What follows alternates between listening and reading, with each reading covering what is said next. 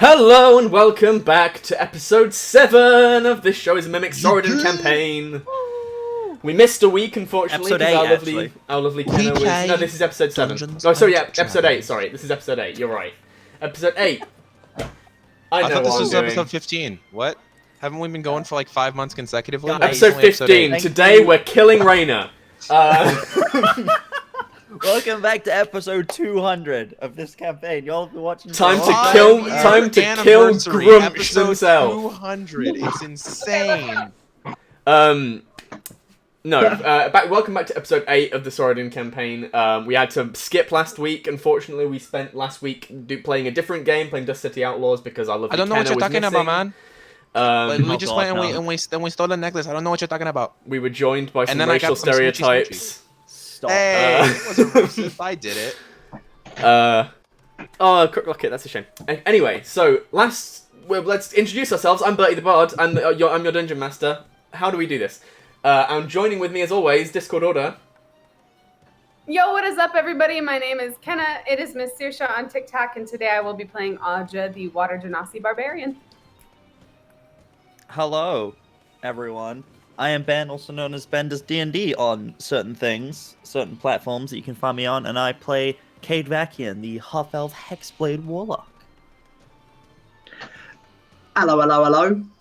My name is Hex. I'm playing Jason Vagrant, the Mark of the Storm half-elf. Rogue/fighter person. Seamless. Hi, everybody. My name is Aaron. I am Obsidian Olive. And I play Long Shadow, the Tabaxi Bladelock. He's pretty cool. Bladelock. What's wrong with me? Bladesinger Wizard. I'm a little not okay today, guys. I love you all very much, and that's me. And I'm Bertie the Bard, your dungeon master. So last time, when we left off, do we have any announcements, I think? What? The music you're listening to is from Arcane Anthems. Yeah. He's great. I have an announcement. To him. I forgot. We forgot to announce something on Thursday, which was who the next episode of Tea with Mr. V was, which is that guy. Hell yeah. Oh, it's Hello. Yeah. That's a thing. Last but not least, it's going to be Mr. Hex. Hello. Mr. Mason. Mr. Mason 5. Mr. Mason 5. If that's everything, so last time, when we left off, 2 weeks ago, you guys left the Magus Arcatum. You got teleported away. You met with Raina, Cade's sister, for the first time, with a rather frosty reception. You guys weren't quite... It was a little bit awkward, but you exchanged some information with regards to Shadow Cleaver and Shadow Revelation on behalf of Raina's research. She is off to go and do some research into, she said, into the last Great War, I believe she was going to look for, and sent you to meet with one of Audra's long-lost companions, Rook Tilria, a dragonborn in the city of Dok'Lorkar. When we left off, you had just been teleported to Dok'Lorkar via a teleportation circle, and you took shelter for the evening in the Tuscan Horn, I think it was called, a rather well-to-do tavern in the city of Dok'Lorkar. The Tuscan what? What? Don't worry about it. Horn and Tusk. Horn and Tusk. Something like that. No horns involved. I'm glad someone else took notes on that. Horn and Tusk. I remembered it, I just didn't write it down. I did not. And that's where we left off. Woo. All right, is it morning? Yep, it's morning time. You guys took the evening, went to sleep, and you've woken up to the dry air of Dok'Lorkar. I have awoken. See if I can get breakfast. Okay, that sounds like fun.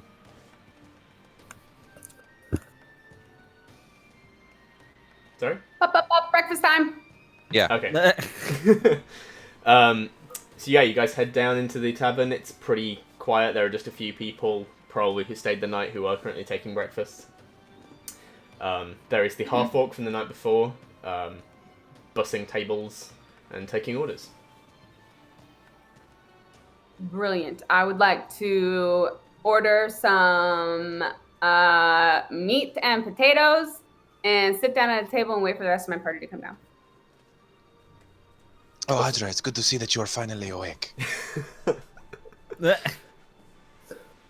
Audra like turns and she's like, "Oh my god, what? Forget it." I am always awake before the dawn. It is when I feel most at peace. I feel most at peace sleeping. So. Well, different people. Okay. She's like shoving potatoes in her mouth. That is a very heavy breakfast. Do you know if we're going to have a very work-intensive day? She's like, I'm don't not know. judging. I'm just asking. I prefer something lighter in the mornings, as he has like a gentle, like whatever greens he could have scrounged up in the area. They serve vegetables, man. Yeah, Where do you think you are? Dude, vegetables don't keep well. I don't know what this tavern on a desert coast has. They have arable land. Okay, that's fine. Yeah, then I'll have some veggies. I have some steamed veggies for breakfast. Fight. Hell yeah. You said desert coastal. It's not quite a desert. It's just No. like drier than Okay. the climates you're used to. Yep. It's fucking hot out. My fur is all puffed up and dry. I hate it. Just sandy. Just Yeah. rough. Ugh. Now you're in northern Lorkar, so it gets deserty as you get down to the south coast. But up here is relatively Northern Lorkar. Fair enough. I'm gonna walk up to the half orc and I'm gonna say, "Good morning. Do you happen to know where Rook Tilrir is?" Rook Tilrir. Name rings a bell. Who is he? Should. Huh? Remind me, who is he? Red, dragonborn, beefy, cocky, fights a lot. Is he in the pits? Probably most of the time. Yeah, I think I know who you're talking about. Yeah, he's probably fighting today. They've got matches on. Oh, really? What time do you start? Starting in a couple of hours, 11 o'clock, and then they go on till dusk. I think he's fighting these days up at the Dok Zuwart-Grus, which is the it's the fighting pit. Capital T, capital F, capital P. It's the main one. Ooh. Got it. Shit. And if he's fighting in there these days, his station must have increased significantly since the time you were wee nippers. I think that's appropriate for fucking woo. Oh, shit. Okay. It's Dok Zuwart-Grus. Dok Zuwart-Grus. All right. Fighting starts at 11. Thank you very much. Are you going? No, I'm working here all day.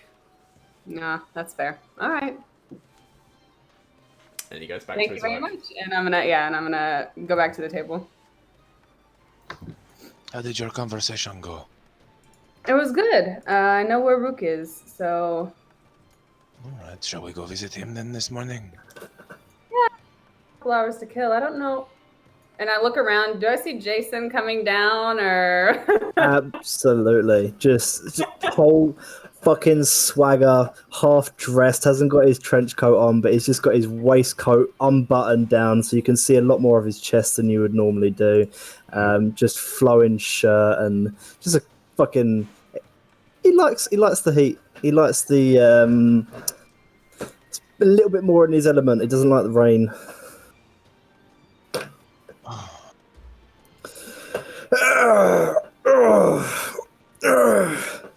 Right. You miss me? No. I am looking at your ability to take off like clothing and get into a cooler outfit so jealously. I permanently have a fur coat on. You look stuffy, my friend. I assume that tends to happen when you grow up in a jungle and then come somewhere like here. You don't want to shave your fur at all. If you touch me, you die. I'm just gonna like wave the waistcoat that he's wearing just to flap some air around, just yeah, I can do this. Just sit down. What do you think? I imagine that would be like perfect comedic timing for when Cade comes down. He just comes down, and is like, "Hey everyone, how are you guys doing?" And then just hears Long Shadow say that, and I'm like, "Whoa, hey, friends, let's not turn on each other. What's going on here?" Long Shadow's tail is just flicking angrily behind him. We were just suggesting a fur cut. Did Tabaxi do that? Oh, he's growling. I don't like that. I don't like that noise. Nope. Do you guys actually what? You don't shave your fur at all. You've had that coat since you was a child. I groom my fur like a civilized Runatan, but I do not shave. But what if you wanted to have like a haircut? I gestured myself. To use your language, what the fuck is a haircut for me? You could have different styles in it. You could braid your hair. I've seen a few people with nice braided hair. Look, and he's gonna like try and touch the top of his head and start pulling at the fur at the top. A dagger is slowly pulled off his belt with his tail. No. He's just gonna try and lower it. Be like, no, don't do that. Maybe Jason, maybe don't do that. Although, Long Shadow, I think you would look very cool with the mohawk. You fit in like with these guys. I will leave you in the next monster fight we have. Oh, please don't do that. Oh, hey, man. So, anybody want to go see fights today? Fight? Yeah. I'm looking for a friend of mine who's probably going to be in the fighting pit in the area. That, for some reason, does not surprise me in any way. Well, I mean, I guess it's a place to start if you have a lead. Do you want to watch or do you want to take part? We'll see how it goes. Might be a way to earn some gold. This is true. We do have plenty of gold now. Cade. What? Never mention how much gold you have when you are unfamiliar with the area. Oh, my pockets are so empty. He just loudly to the roof. God, if only I had some gold. Oh, so disappointing. Cade, you're not selling it. With of course, that, I don't have no money with which to sell or buy. Oh, you know what? I'm bad at this. I'm bad at this whole lying thing. Lying is bad. Almost as if to try and prove a point, Jason's going to try and pick Cade's pocket and just cut his coin purse from his from his waist. Make a sleight of hand check. Assuming Cade would ever see fucking Jason Cade, how try much? and steal Wait, before anything. anyone rolls anything, Cade, how much money do you keep on your person? Oh no! Oh no! Because you can't take all of your gold in one small coin purse. It'd pull your trousers down. Yeah, I don't know. I suppose probably How like much do you think you need? couple hundred. Couple hundred. 200 gold. That's a bulging coin purse. That's a yeah. Never thought I'd talk about Cade's bulge like this, but damn. What did you roll? Shall I roll for it? Yeah. Yeah, roll sleight of hand check. My passive is not good. Take a drink of water to pass that off, and I almost spit it out. That wasn't a great roll anyway. I rolled a 3 plus 7, so 10. Oh, that my passive gets that. Yeah, you notice Jason like eyeing your coin purse and going over with a dagger. Nope. Wait, I have no money. Just trying to prove a point to a friend. I don't keep gold. You know on what? me. I'm gonna be watching my pockets at all times. Speaking which, yep. Jason, if you need to purchase anything, please just let me know. Right, so anything beyond alcohol and food, I should be okay. Alright then. So, Audra, you are the one familiar with the city. What should we pass the next few hours doing? I mean, about how will it take us to get to the fighting ring, DM? It'll take you like maybe an hour. And you know that there is like it's the fighting pits in the city are a big deal. So there's stuff surrounding it, like there are weapon and armor merchants that supply some of the fighters that have wear shops there. There are people selling, you know, turkey legs and big stuff like that. It's like a Ren Fair almost. Love it. Would Jason have been here before at all? Not to the extent that Audra has been, but you've probably passed through. Okay. It is not far from the coast. Actually, no, I think it is on the coast. I need to check my map. Yeah, I think Dok'Lorkar is on the coast, so you've probably pulled into port once or twice. Okay. This is probably one of those places where, like, we docked for maybe, like, a week, and I hung out in the city. Yeah. Cool. Cool. Good to know. Well, I mean, it's going to take maybe about an hour's walk to get to the pit, but there's a lot of stuff around there. If you guys want to get started after we're done eating here, we can just go hang out. That sounds like a plan. Yeah, we could do that. Sounds great. And she finishes eating all the steak off her plate and maybe shoves her potatoes towards Jason. Jason's just gonna grab the salt off the table and just fucking unscrew it, just pour all of the salt out. Jason hasn't gotten to the chapter in his book about salt. Isn't that covered in the balanced diet? Yeah, careful, children. There's a lot of sodium.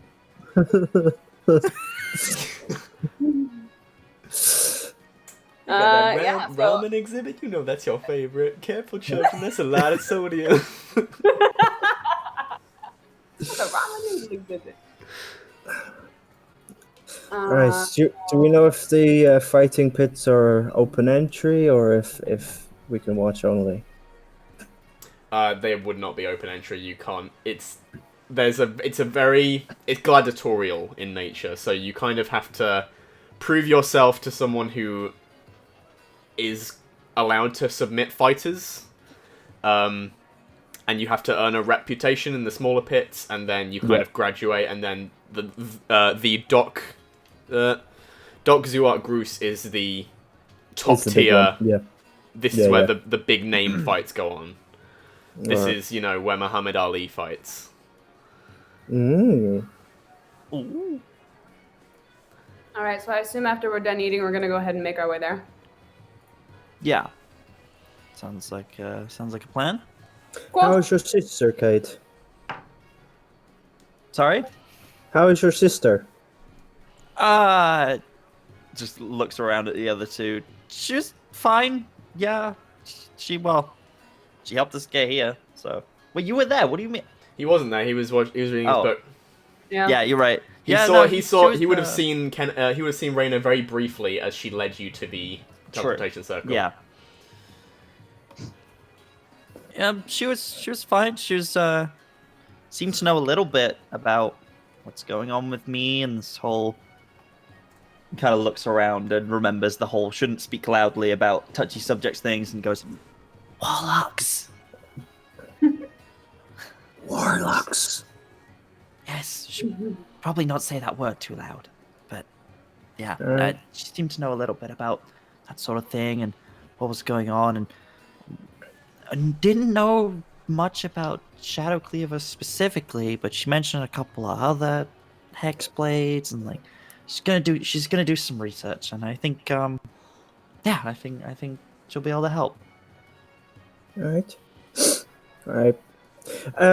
Whilst we're here, is there anywhere that I can get my hair done, because my hair is Long Shadow, you could possibly do with it, but I want to get, now mentioning your hair, I want to get my hair braided. Audra holds up her big ass French braid. She's like, "You want me to do it?" Yeah. Brilliant. And she gets up behind him and she just starts like.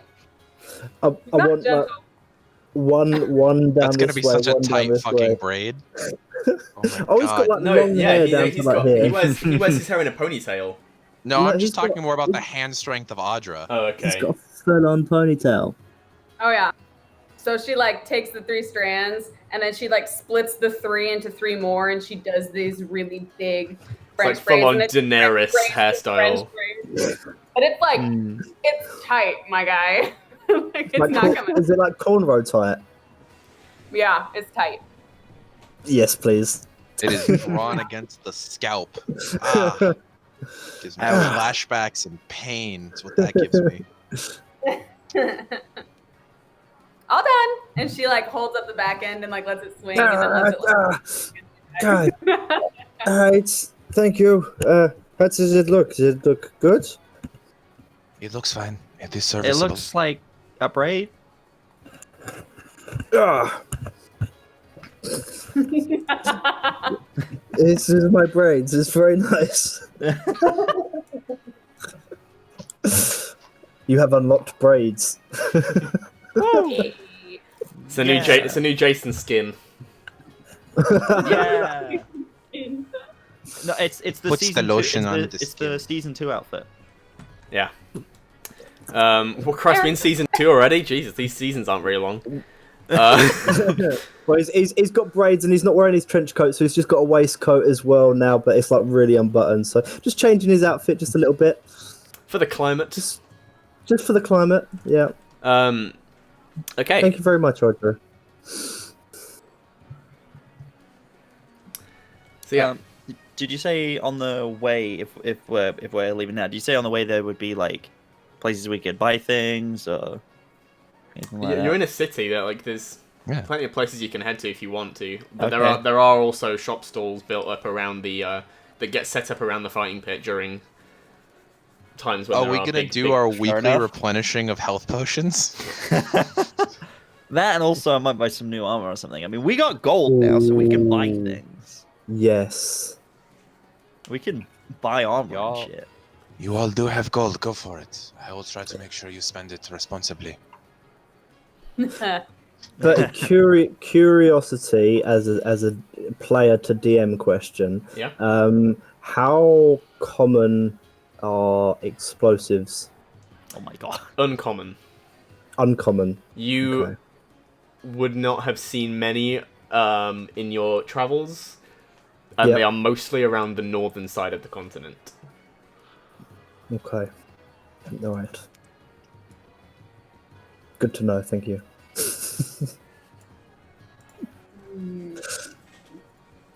Like, you wouldn't have had them on your ship, put it that way. Okay.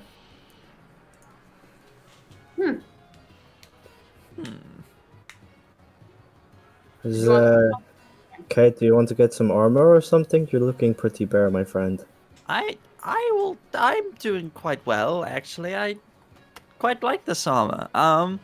But we should probably maybe have a browse, I suppose.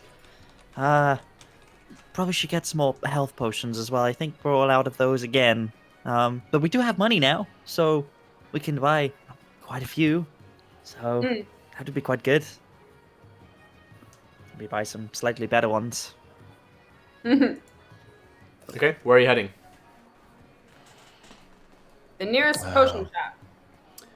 Heading to a shop that's labeled potions. Okay, so you eventually head out into the city, and it's the streets are bustling, far more than they were last night. You got here; it was very, very quiet, kind of after everyone had wound down. But the streets are packed, full of races of every single kind, save for the ones you're most used to. You spend a little time trying to navigate your way around, getting lost a couple of times. You end up in like residential areas. Like you go down a few streets and you're just like, none of these are shops. These are all houses. And you eventually find your way onto like a high street. When you find your way to Agatha's Alchemicals, which has like the sign is in the shape of a potion bottle. Looks promising, and Audra kind of shoulders her way in through the door. Okay. Yeah, behind the counter, you notice a quite a strange-looking woman. You can tell she's kind of more elderly. She's a bit hunched over. She has long silver hair with pale white skin and silvery eyes. She looks humanoid in nature, but definitely not human. He goes, can I... Please, come in, come in. Hello there. We're hoping to procure some healing from your birthday. Healing potions? I have... Yes, I can... How many were you in the market for? Possibly at least one each. What have you got in terms of healing? Well, I'm a little short at the moment. I have a few. Would you be wanting greater? I have 3 greater and 5 regular healing potions. And how much are you charging for these? For the regular, 50 gold pieces. For the greater... Oh, shoot. Let me...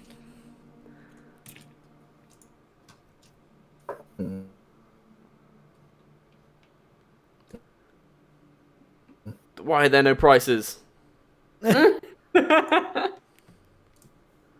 Quick, someone in the chat, tell me. Greater healing potion, let's say 75. 75 gold. Okay.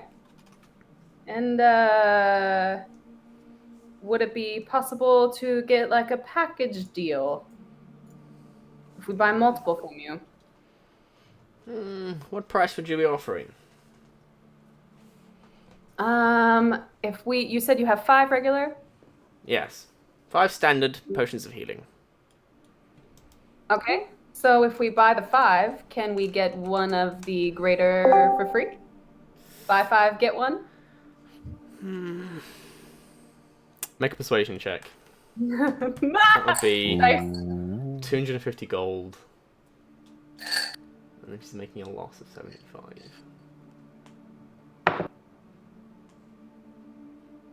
Persuasion? Oh, yeah. 14? Oh dear, Oh. we've lost a hex. Oh No. no. Quickly. Boy! There we go. Wait, hexadecimal working. We need to convert to binary. Damn it. Computer science joke. How about, I tell you what, if you buy all 5 of the potions, I will give you a discount on the greater. We'll call it around 300 gold. 300? Yes. Sounds quite good. I think it's a good deal. Sounds good to me also. All right, we have a deal. And she shakes your hand, and Okay. she totters off into the back to prepare to package the potions, and she brings it out in this leather satchel, and she just hands it to you. And goes, there you are. 5 Thank- potions of standard and 1 greater. Woo, And thank she you. Holds out her hand for the 300 gold before she hands it to Yep. you. I run. I run I'm with the assuming potion. each of the people with money contribute about a third of it. We could do. Yeah, that way just to keep the wealth distribution happening. Sure. Socialism. Let me see here. Maths. How much would that be? So what? It was 250. Wait, was it 300 or 250? 300 gold. 300. So you got a 25 gold So, discount yeah, on that. 100 each then. Yeah, cool. Yep. Yup, that's maths, ladies and gentlemen. Y'all ever just maths? Hello, my can you hear me? Yeah, we can hear Yeah, you. he's Hello. back. Don't know what happened. There we And go. he's pressed. Who's Jesus, getting what's who's going getting on? what Hold on, potions? I figure Greater should probably not go to Jason because someone else needs to be able to shove it in his throat. Let's see here. So I think person who's probably going to be alive the longest is going to be Audra. So if Audra is the hardiest of us all, she should probably carry the greater healing potion. And then from there are 5 remaining potions, of which Jason should carry 1, and then Cade should probably carry 2. Audra should Okay. carry 1, and I should carry 1. Sounds Does that good. sound like a plan? All right. Yes. Good to me. Healing potion. Are there any other potions you'd like to procure? other potions? Well, What other what potions potions do do you you have? have? You guys in sync. Oh my god, that was creepy. I thought I was echoing through someone's mic. I didn't realize that was us saying the exact same thing. Oh my god. That Well, was creepy. what kind of effects would you be desiring? What effects can you make? Do you have anything to make us bigger? Audra, you're very big already. You're very tall. I do have one. I don't have anything to increase your actual size, but I do have one potion that will give you the strength of a giant. It's rather expensive, though. Ooh. How expensive are we talking? Well, I have one that is hill giant strength, which is more on the affordable side. That's 150 gold.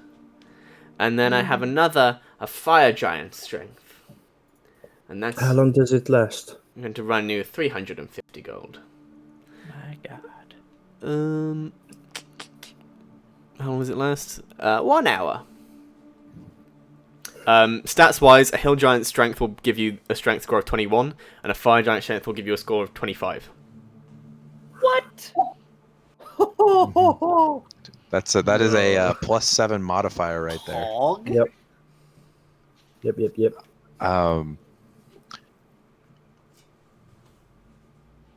Do you think it is worth it, Audra?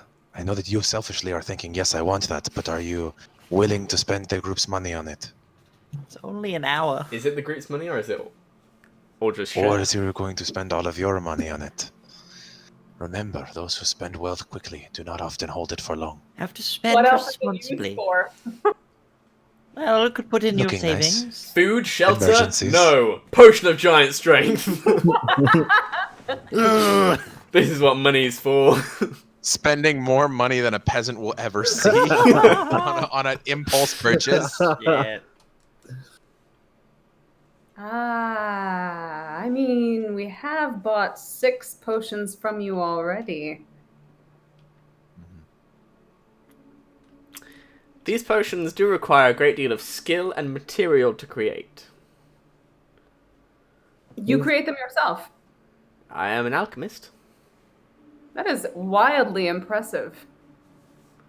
Why, thank you. You make them yourself? You make these properties happen from what? From material components, monster hunters that visit through the city, I purchase their wares. What sort of things would you need to buy of monster hunters? There's a great deal of experimentation involved. I take pieces of monsters that have various properties. If a creature is known to have invisibility qualities, then I might be able to create a potion of invisibility and emulate that effect. So if we go kill you a giant, then you can get the strength of the giant for your potion. If you can bring me a giant's heart, then I can create you a potion of that giant's strength. But it must be more than just a singular vial. You can...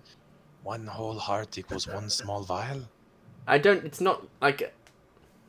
I don't just You liquefy don't a have heart. You don't have like a gallon of this stuff? I think we possibly should stop questioning this lovely lady's... I know, Have you studied alchemy yourself? Personally, no, but it is something that I've always had an interest in since I studied at the Academy. Well, let's say I have a fire giant's heart. It's about yay big. And only a small part of that, once it's been distilled, ends up in the potion. Do you know where any fire giants are? I couldn't tell you personally. Oh, thank goodness. There are guilds for that, I assume. What about explosives? This is a potion shop. She's an alchemist. Alchemists make things go boom. You ever heard of napalm? I do more in Actually, arcane alchemy. I haven't studied the properties of black powder. That's Would you disappointing. happen to have any material which would moisturize or condition my fur? It is very...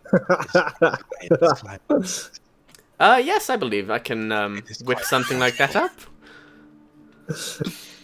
I don't have anything for that right now, but if you were to lend me if you were to pay for half now, I could whip something up in a day or so. Surely, what is it that you're requiring? Well, I have the components. It's mainly No, I the mean, man I hours. meant in terms of payment. Oh, a potion of that, maybe 5 gold. That is so expensive. All right, here is 5 gold pieces. Well, I'd only require 2 gold right now, and then I'm you just pay the going rest to give later. you 5 gold pieces. Please fix me. Okay, so, well, if you visit me before I close this evening, then I'll have your potion prepared. If I do not come by tonight, is it acceptable for me to come by tomorrow morning? Yes, whenever you're ready, but that's the earliest it'll be available is this evening. Thank you so much. You said I'm tired of this weather. You said earlier that if you had something that had properties of invisibility, you could make a potion that causes the user to be invisible. Have you got any of these? I'm afraid I've just sold out of my potion of invisibility for now. Ah, that's disappointing. Well, Jesus. Wow. Jason, if you wish to be invisible, I have a spell that can do that. What? Yes. Well, it's the first time I'm hearing of this. Oh, it has just occurred to me. You are an alchemist. Would you happen to know who specializes in arcane materials such as expensive inks and papers? Yes, I believe there is a shop closer to the fighting pits. It's just opened very recently. It's I don't remember. It's 4 A's. The sign has 4 A's on it. Sign has 4 A's. He physically takes out a piece of paper and starts writing it down. Sign has 4 A's. Thank you very much. I do appreciate. I will definitely be back. Is there anything else that we need? Anyone? What about any like armorants? Do we need to go to an armory or a smith? I am fine. We've been raided. There's always room for improvement, I suppose. Wouldn't go Perhaps amiss. that is something that we do quickly then. I do not want to miss the opening of these fighting pits. This seems very exciting. Okay, we could. We've got like 3 hours. Do we have 3 whole hours? No, I I would think it say, was when would 2. you have woken up? I woke up before dawn. I don't know when anyone else woke up. Damn, you have been Woke up up for a at Okay, while. earlier he did say 2 hours, so I'm guessing it was 9 a.m. Yeah. He said opening at 11, so it was a couple hours. I was gonna say I woke up at like No. 8:39. Yeah, I would have guessed Yeah. like 9 a.m. was probably Yeah. a decent enough time that you probably had time to get your breakfast and stuff. Excuse me. I assume your name is Agatha. We never asked, but I assume. from the Yes, I sign. am the eponymous Agatha. Ah, excellent. Do you happen to? We asked you if you had explosives. Do you know if anybody is in the market for them here? I wouldn't know personally. It's not something we're particularly well known for in Lorkar. Okay. Thank you so Try much. and blow things up, please. So you, the two of you would also be aware that explosives and black powder is primarily confined to Storm's Wrath. It's a fairly well guarded secret that Ah. they it's not like they will hunt down anyone who learns about it, but it's just something that they try not to share too much. No, we've said the words black powder. There are 15 assassins outside waiting for us. Let them come. Don't worry, I have that invisibility spell. The deflector shields are quite operational. I can take one of you with me. Well, Who thank loves you. Kate the most? Thank you very much, Agatha. I do appreciate it. I will be back at some point tonight or tomorrow to pick up that potion. Yes, I'll get to work on it. Thank you. Then perhaps someone did send something about armaments. Is there anything else we are looking for? I had one last idea question for Agatha. Have you got anything that could improve someone's luck if we are to, I don't know, gamble on fighting pits? That's very specific, and I- I feel like probably taboo where we are. That may Yes, be out that's of the not- realms of my personal capabilities. You are no fucking help,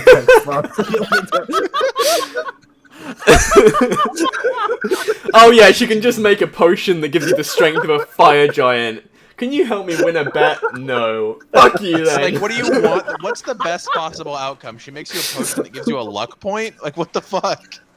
I don't know. Yes, the ones who rig bets, they're next door, actually. Yes. A potion of bet rigging. No, I don't know if there's like, I don't know. Bring me the spinal column of a leprechaun. We should go track down that fucker from like pre-stream campaign. The one that Audra made out with. He wasn't a leprechaun. He was just a ginger gnome. He's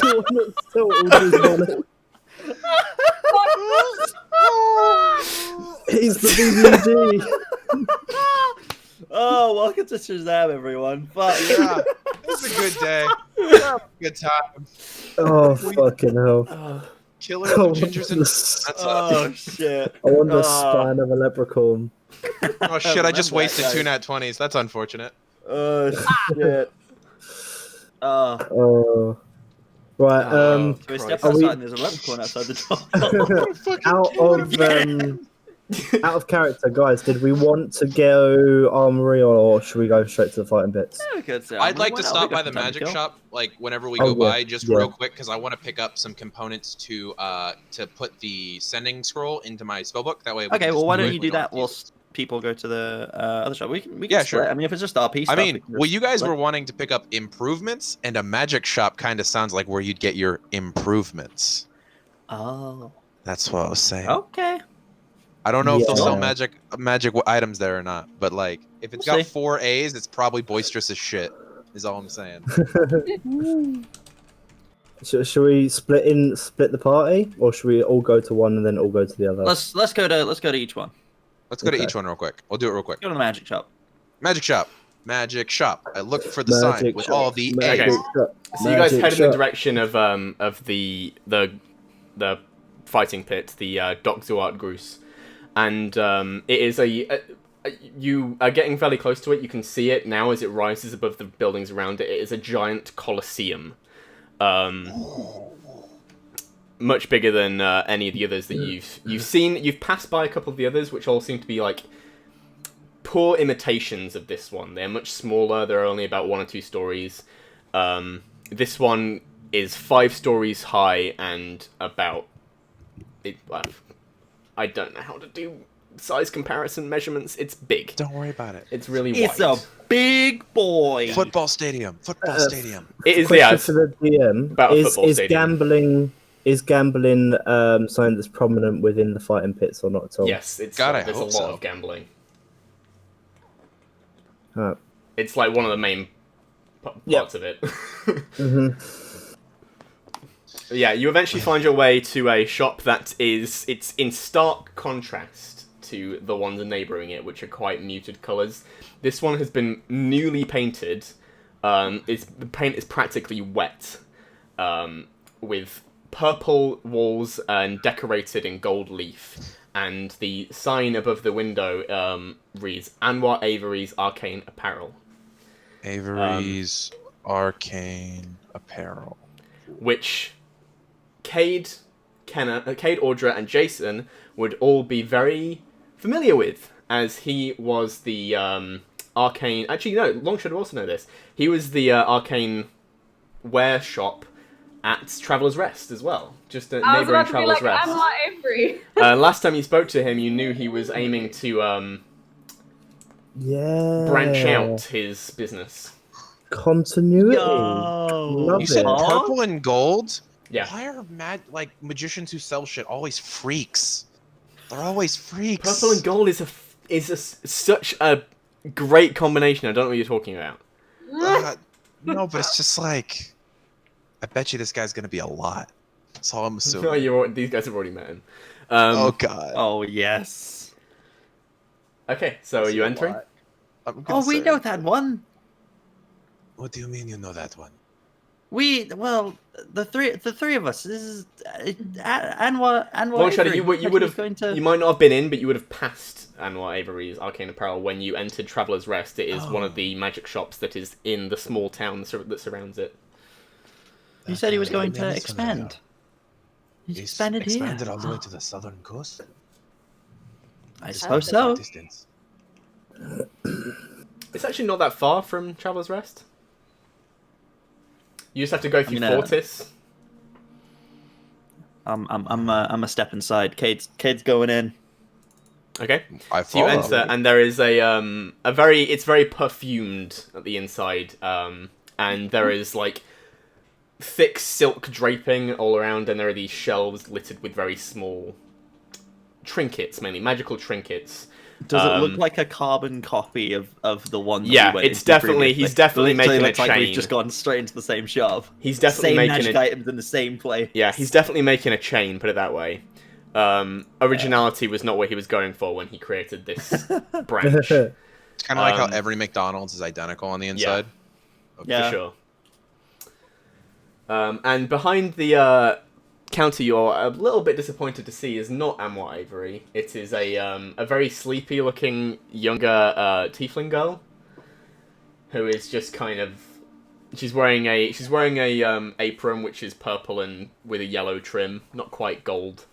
And she just, as you enter, she goes, "Welcome to Anwar Avery's Arcane Apparel, your one-stop shop for all your arcane needs.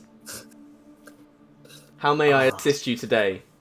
That's that soul-sucking retail right there. Yup. Wait, A lot of us have had retail jobs. That's how you feel. You're not Anwar Avery. Where is he? Mr. Avery is at the father shop in Traveller's Rest at the moment. Oh, we missed him. Oh, we know him. He's a lovely lad. He's lovely. Oh, Would you like me how to young is contact he? Mr. Avery? I don't think we need to bother him. no. He's probably very busy. But we came in. He's And we just know through he this. sells some. He's only through this door if you wish to speak to him. Sorry. Teleportation doors. What? Mr. Avery is at the father shop through this door. Kay walks up to the door. It's like It's behind the counter. It's labeled with staff only. I was gonna say, wait a minute. Are you just letting people through the door? Like that doesn't seem very secure. This is for Can we? this is for workers of Anwar Avery's Arcane Apparel only. If you wish, I can. You can. I can ask Mr. Avery to enter this shop. Oh yes. He'll know who we are. Yeah, absolutely. If that's okay. Okay. Rather than going through the door, she procures a scroll from underneath the counter and scribbles something on it. And as she rolls it back up, it vanishes. And he goes, "Mr. Avery will be with you momentarily." And she steps into the back of the into another room. After a few moments pass, the door behind that reads staff only it glows ever so slightly with a golden light around the rim of the door, and entering through it is the flamboyant visage of Mr. Anwar Avery. His dark brown skin with his absolutely shock white hair pulled into a ponytail behind him. He has long, flowing golden robes trimmed in purple. And he goes, "My friends! Welcome to my shop!" It's lovely. You know that, to see you. like, Right? Do you remember scene in us? animation where like a character speaks and then like all of the hair gets blown back on a person? That's how I'm imagining Yeah. Long Shadow right now. Just like taking in. That's a lot of person. It's just. I guess for chat's reference, this is a character we met before in our. We had a few sessions before we started streaming this campaign. He's a character that we met during our first few sessions, but he's lovely. So Okay. And, It's nice to see you. I'm not gonna lie. I'm a little surprised that you're all the way. Well, I guess I'm not too surprised. Well, I have my sights set on opening a shop in the capital of Sorodin. However, the prices there you would not believe. On real estate, don't forget about it. Oh, Here, trust me, I here would land be- is cheap. Oh, I managed to get this shop for a steal. does that door really just go straight back to Traveler's Rest? Yes, but I use it sparingly. It is quite expensive. Oh, okay. That's fair. Oh, sorry, we didn't mean to call you. No, I always like to see a familiar face. How is my wand? We sold it. You sold it? He looks at you. He looks at Jason for a second. Forgot about that. He looks at Jason for a second, and his eyes narrow, and then he just bursts out laughing. And he's like, "Ha ha! I don't blame you. That thing is a little bit useless." Why did you give it to us then? It was a prize. It is, for fun. Alright, well, have you got anything in the shit show of a shop that is not useless? Oh, Jason. Jason, very rude. You Oh, get- and this is Long Shadow, by the way. He's a lovely friend as well. He's okay. He's joined us. Hey, Jason. No, he's lovely. Exactly. What is happening? I like you Used to guys make more. your And he pointing to Cade and Audra. I like you guys more than this one. I Finger can guns. blame you. What can I help I you have with much of the today? same opinion. Well, we were looking for some magic items, I think, weren't we?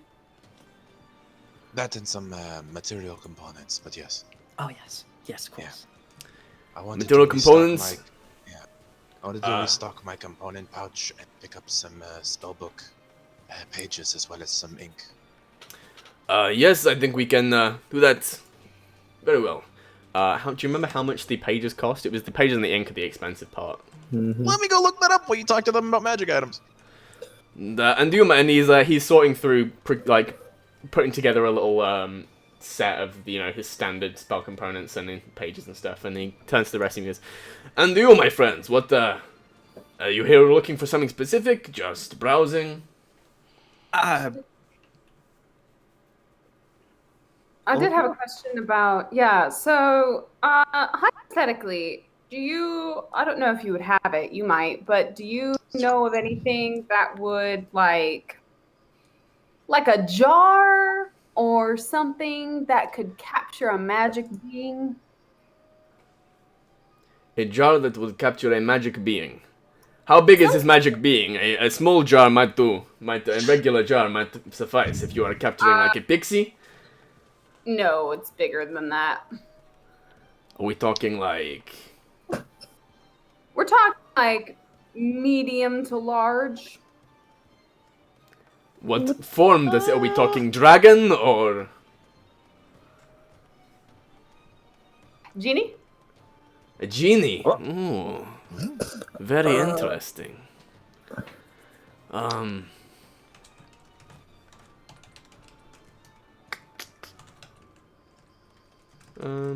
Shit. All I can imagine now, that genie that got lucky got himself a lamp, or Audra's genie just got himself a jam jar. Now I just want to eat the forbidden jam. No. So Whatever like blueberry jam was stuck in there with that genie, it's probably magical. Probably gives wishes. It's like you eat a piece of toast with it on it, and you get to become God. what's this? Congrats, you're in God mode now. That's a very man. Damn. Sorry. Are we going to genie hunting? Where's this? Yes, Audra, are you wanting that for something specific? Precautionary measure. I don't know if it's possible to. Are you expecting to encounter a genie soon? No. Again, just precautionary. I don't even know if he has it here. He just might know of something. I figured he'd be one of the best people to ask. I don't have anything like this myself. Capturing genies, it need more than just a magical item. It is a magical item plus rituals that I not studied in myself. You might try at the Magus Arcatum. That's why you said that. And I was literally like, we were just at a school with like the biggest research facilities in the world. She turns and she's like, yeah, well, I didn't think about that while we were there. Thought about it just now. Remember that free day you had in the last session where I was like, you guys want to do anything while we were waiting for... Nah, like, let's fight each other. Okay, cool, great. And she like kind of just like... I know it can be done because this is how genies are forced to give wishes. But, little out of my wheelhouse. Okay. It's something I will give thought to. Maybe ask me when you next see me. Okay. Great. Barty, by the way, it is 50 gold per level of spell. Okay. So what you after? So I would need 150 gold worth of paper. Oh my god, that's a lot, bro. That's a lot of stationery. It's not even that much stationery. It's just expensive as fuck. It's like thick, heavy, magic-laden vellum. It's. I mean, you've got the money. Yeah, you've got. I mean, if it's going to get you a new spell. Unfortunately, I do think this is an expense that is worth taking. Yes. Would you happen to have around 150 gold worth of vellum? Yes, this is something I like to keep on hand. And he goes into this it's like a basket with lots of scrolls just in, and he just procures a number. And he goes, this is what you need. And for the material components, that's quite an expensive. And he talks it up. Where's my books? It isn't in the book anyway. It is fine. The material components are, aren't they? Oh, you mean like a full new component pouch? It's not expensive. It's like 5 silver. Something like that. Yeah. For 5 silver, I can give you the small, inexpensive components. Thank you very much. So yeah, it's basically just you have a material component pouch that's just of the small stuff like bits of string, and then anything that is has a money thing next to it, you need to have individually. So if you need a diamond worth 1,000 gold, then that's something you need to buy separately. Yeah, 5 silver will get you an entire new set of components. It's so expensive. I'm gonna very gingerly put it in all the paper in the same waterproof scroll case that Raina gave us for the sending scroll. Okay. Yeah, he's got to expensive. really put it up tight, and then put it in. It is vellum. It's not like paper, so it is relatively water resistant. It's not waterproof, but it wouldn't it wouldn't fall apart, but the ink would probably come off in water. All right, I have spent more money than I am comfortable with today. The rest of you may spend your money as you wish. Jason has a thought. If I want to know if it's something that you can do, I don't know if it's something I can even ask someone. But he reaches into his pocket, and his stone with like the hole through the middle. That he looks through. He places it on the counter. I looked through this a couple of weeks ago, back, and I was seeing something that wasn't quite there. Will you be able to tell me what this is? Yes, I can. I can identify magic items for a price of 2 gold pieces per item. Alright, reaches down for some gold. He hasn't got any. Audra takes out 2 gold and hands it to Jason. He puts it on the table. So yeah, he takes it, and for about 10 minutes he's incanting over it, and he eventually opens his eyes, and he tells you, "What you have here is a stone of true sight." Oh shit! What is true sight? You can see things that are disguised by magic. You can see things that are true. Invisible creatures and objects, illusions, unless it is prohibitively powerful magic, this should be able to see through them. I didn't know it was magical. It belonged to our captain. Thank you very much. You're welcome. And he hands it back to you. He don't put it away. He just keeps it in his hand for a bit. Just so like... stats wise, because it's not an item you'll be able to find on D&D. Yeah. It's a stone tree sight. It will give you true sight to a range of 15 feet. Cool. I literally just remembered that when we was chasing the kids, he peered through it and saw something different. Mm-hmm. Yeah. He saw the illusions around the mansion. Yeah. Yeah. Oh, that was a fun episode. Right. Unless there is anything my friends have to say. Well, I mean, do you have perhaps any new items that have come in since we last saw you? Perhaps. I have many items in stock, my friend. There is the trinkets you see around you. These are mainly cheap oddities. For the more expensive stuff, the real deal. You would need to ask. And then I keep them in the pocket dimension. Oh. I have rings of water walking, goggles of night, broom of flying. What are you after? Looks at Audra. Do you have any belts or... And she kind of looks at her arms and she says, "Are bracers that would help with defense or strength?" I feel like that is a roundabout way of asking if I have bracers of defense. Sure. Yes, I can. I have many things that will provide defense. Braces of defense that will cost you around 6,000 gold. Okay. Yep. Wait, what? 6,000 gold. Sure. That's a lot. Maybe some other time.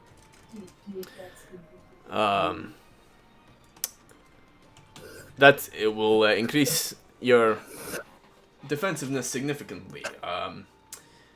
I can give, if you would like its weaker cousin, it would be around about 3,000. Don't have 3,000 on us. That's a Yeah, lot you of do. gold. No, we just spent some of it. Not much of it though. I mean, we Yeah, but spent, that's like, all we had. That's all Yeah. we have. We're not. Yeah. How much just did you made 3,000 how much did you off the make? wand. Oh, you made 3,000. Okay. Yeah. Oh yeah, because you got your haversack as well. Yeah. Yeah. Because, like, I got 921 on me ATM.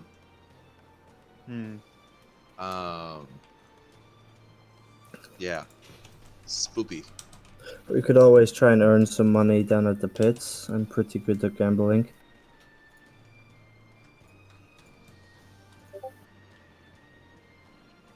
Yes. Sounds good. We can do that because obviously right about now I can't afford it.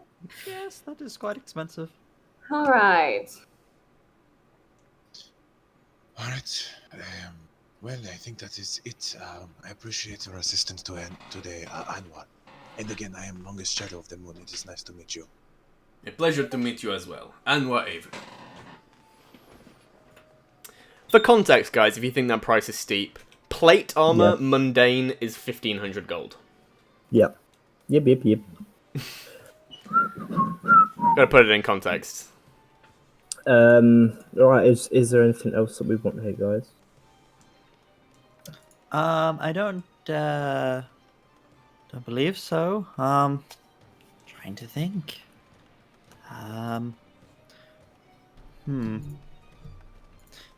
Would be just even DM question. Yep.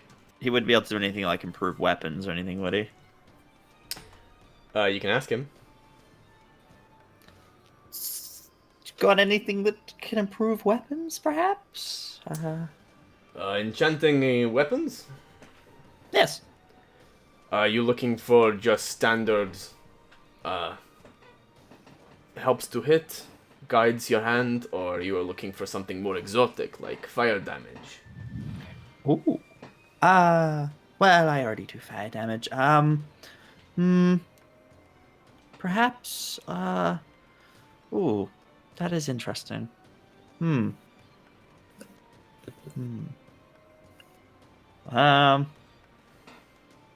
Perhaps, perhaps more forms of damage, I suppose? Or, well, actually, or make it, For a standard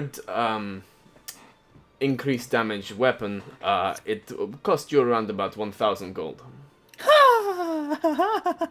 It's 1,000 gold! No. For something a little more exotic, will run you a little higher. So Okay, basically, for a +1 I'll keep weapon, that. it's 1,000 gold. Cool. I'll keep that in mind. Perhaps once we've done some, visited these fighting pits, maybe these lot will place some bets, and maybe we'll have a few more funds.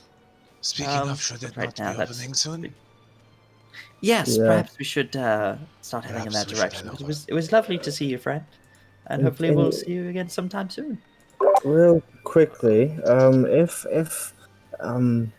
gold is not quite so givable, shall we say, in our position, is there some sort of exchange for services that we can do for you, if in return for services that you can do for us, we can consider this like a mutual beneficial relationship, huh?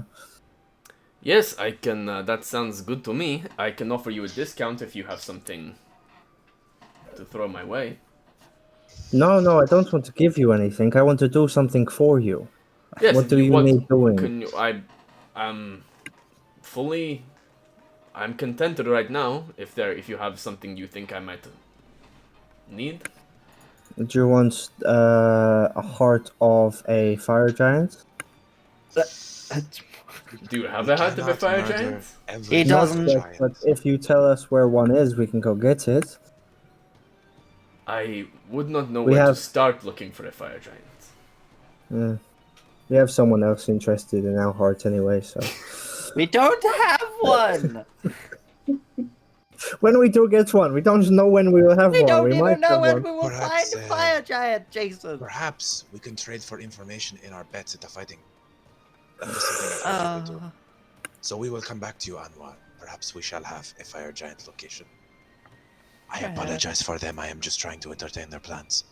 Or if I we understand. can get into the fighting pits, then you can place bets on us, and then you get like lots of gold because we never lose. Certainly. I have personally seen you knocked unconscious multiple times in the past week.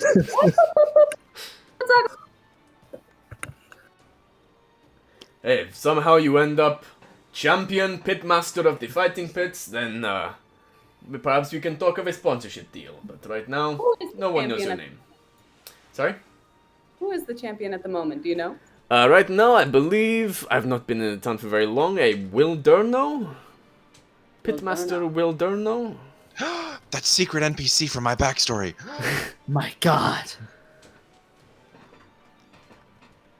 All right. Well, thank you very much. In that It was nice seeing you again. I was only joking about your shop being shit. It's actually very nice. Thank you very much. I knew you weren't just playing coy. He was not Good joking. old Jason. He doesn't joke. He has no sense of humor. Look at it. My shop. Look at it. My shop is glorious. How could you not It is see? beautiful. It is very... It's a lot of... Yes. I love the purple and gold. It is beautiful. In fact, maybe, you know what? Maybe at some point when I'm feeling like I should hide a little less, perhaps I could get my jacket redone. Perhaps I could get it in a nice purple. Maybe some gold trim. Oh, that'd be quite nice. Quite flashy. I will never sneak anywhere with you ever again. We should all get matching clothes. Yes. We should all wear the same colors. It doesn't have to be purple and gold, but we should all match so people know that we're together. Hey, the Vagrant Bond does. And you see how that turned out for them. Wow. They were doing fine last time you saw them. We'll think about it. I do not even know where to begin with that conversation. And Long Shadow just walks out of the shop. He's just done.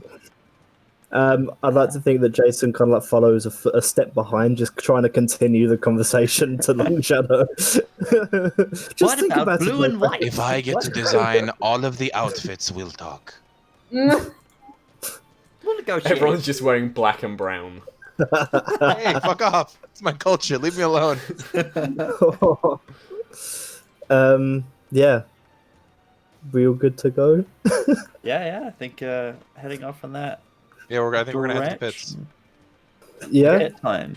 So it's a very short walk to the Pits. pits, and you now find yourself fully in the shadow of the Dok Zuwart-Grus. Outside, it's very it's very lively atmosphere. There's lots of stalls around the place, and there's the smell of cooking meat and alcohol. Quite early in the day, but hey, it's time for some blood sports. Yeah. Murder. I mean, fighting. And yeah, there No are people just around, and on a lot of the overhead lamps, there are signs like hanging off, advertising for the various fights, and you do find yourself looking at you find Rook Tilrir versus Welmer. Ooh. I don't know who Welma is, but Welmer spelt that way. Okay. spelt that way. Okay. Yes. Oh, like a water person, like they whelm you. Oh. Okay. Can I call him Whalmer and imagine he's a Pokemon? What time is that? Is that the first fight? No, so that's going to be the third fight of the day. Okay. How many fights are there total? They're going to be 7. 7. So just not quite main card, but he's up there. Yeah, it's one of the bigger fights of the day. It's like one of the ones you see advertised the most. Interesting. They don't finish. Alright. They don't get the impression they're going to finish on the big one. It's mainly like peak hours is going to be for the big fights. Right. And they do like encore fights, just like smaller ones so people want to stick around. Yeah, Fair enough. Okay. Right then. Adventure awaits. Yeah, let's fucking pop into the pit, see if we can find this person. Sounds great. Audra's gonna be like, all right, well, y'all find a seat. I'm gonna go to the bathroom. And she's gonna go to the bathroom. Whilst we're here, Kate and Long Shadow, I want to gamble. That I is really, dangerous. really want to gamble. That is. Jason, I am very look at glad me. we have the money. Jason, I look at am me. going Jason, to request look me in the eyes, Jason. my Jason. share of the gold Jason, that I Jason, myself earned. look at me in the eyes. Here, this is what you have to gamble. If you make more money, you can gamble that away. And I hand him 150 gold pieces. Why? Why would you do that? That's a Because- hefty sum. Because I am an agent of chaos in real life. No. So you have 150 gold pieces as your fund for the trip. You do not get any more money until we leave Lorkar. That is all of it. I was only going to ask for 100. Oh, take the 50 Still back. a That lot. is all of your money. I am not giving you anything else until we leave Lorkar. Make Okay. it last. And Jason's just going to disappear into the crowd. There are bookies all around the place. They're the ones closest to the stadium. There are a number of bookies taking bets. Cade's just gonna watch him Great. go and turn back to Long Shadow and just go, "What have you done?" See, the thing is, he doesn't know how much money we made. He doesn't know how much we still No, have. I was there. I did know, and I gave my shit. I said, No. He has a short attention span. He was not listening. He's too busy reading about his balanced diet. And his three meals. Right, I think that's Yeah, is that break I time? think. Okay, are we going to go for a break? Yep. I think Yeah, so. it sounds like our Yep. break time. Alright, Yeah, cool. yeah. sweet. We'll be back in We come 15 back- minutes. On the hour. 15 Back minutes. on the hour, friends. The hour. Yeet. Sweet. Okay. Yeet. And... Au revoir. Bye. Bye.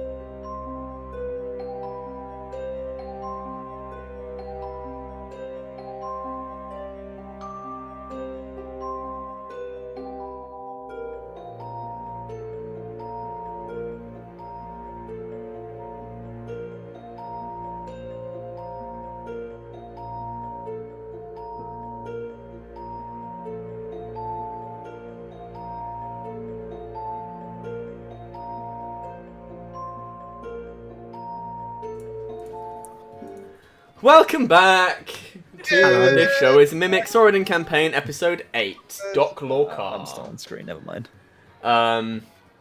We've replaced Aaron with a gummy bear. Yo, I'm not a gummy bear. My name is Alpha Lelio Gumforest III. Thank you very much. Thank you, hate Alpha Lelio. Now, when we Alpha left Lelio's off- dead. Aaron killed him. We left off, we did some shopping, and you guys headed to the, I always forget this, Dok Zuwart-Grus, the primary fighting pit of Dok'Lorkar. And you're heading there to find Audra's childhood friend, or childhood, younger, time ago friend, Rook Tilria. I have a question. Would I know where the where the green rooms are? Well, you know that contenders have their own viewing box, Okay. where they go before their fights. Are they visible from the stands? It's a viewing box, so yeah, it's up on like the second ring. Okay. Like, can yeah, I it should be on see? third ring. Can I look to see if I can find the one Tilrear's in? There's only one. It's for like the cream of the crop people. Oh, is he in there? Maybe, probably. If he's fighting in the pit today, he's probably in the contenders box. Can I make my way over there? Sure. So you head into the stands and you make your way to the contenders box, which is this like kind of walled off section of the stands. It's got a little roof, and you try and head to the.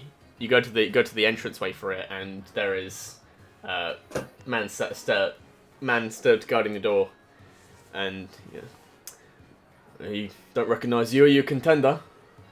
No, I'm a friend of Rook's. Rook Tilrear. He's fighting today. Rook Tilrear. Yeah. Hold there for a moment. Okay. And he heads inside. What's your name? It's Audra. Audra. Okay. And he goes inside, and you hear him. Audra! Yes. Bring him in. And Mr. Tilrear says you can enter. Brilliant. And I shoulder past him. And as you enter, Rook is currently striding across the room, and he is much larger than when last you saw him. He's clearly had a much better diet than when he was, well, he's not fat. He's just much more built up. He's been training a lot more, from the looks of him, and he's had on a much better diet, and he's just pure muscle now than when you last saw him. He's wearing armor that is quite decorative, as well as being clearly functional, and he has a sheath for a large sword at his side, which is currently empty. He's not carrying his weapon on him in here. And he goes, Audra, been some time, and he brings you in for a warrior's grasp and a pat on the back. It's good to see a snot face. How you doing? It's not. Hey, watch it. Listen, I've got a reputation around here. Do you? You look like you do. Yeah, not doing too bad for myself, as you can see. Obviously. Who are you fighting for? Are you fighting for anybody or just yourself? Just same old manager. I didn't think of the name of him. Oris Telhorn. Oris Telhorn. Good old Oris. Been with him for years now. Interesting. You excited for your fight today? Yeah, well, today is pretty much. Don't tell anyone I said this. I'm not too worried. Really? Well, no, I'm trying to get a. I'm kind of the unofficial favorite to become the pitmaster. No shit. Yeah, the guy I'm up against today, he's a bit also gunning for the role, but I've been trying to get a fight with Will Durno, and he won't see me. Why won't he see you? He's just avoiding me. I go to his. He only comes out for fights these days. I go to his estate, won't grant me audience. Sounds like you're scared.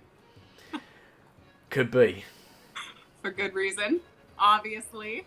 But sit down, your friends. Come on, let's get a table and watch the fight's about to start. Sure. I mean, I have some friends. Do you mind if they come up? Oh, I thought they were with you. Oh, is it just you? Oh, I thought they were okay. Great. Oh, no, okay, it's just you. no. He goes, No, No, Jason's not. I did the same sorry, thing. yeah, sorry, no, yeah, because Audra just said you're going to the bathroom when you go, so you want to play yourself. Great. He goes, No. yeah, more the merrier. Bring them up. Excellent. So we all climb in there. I have a seat. So what do you know about this? What's the name? Welmer. Welmer.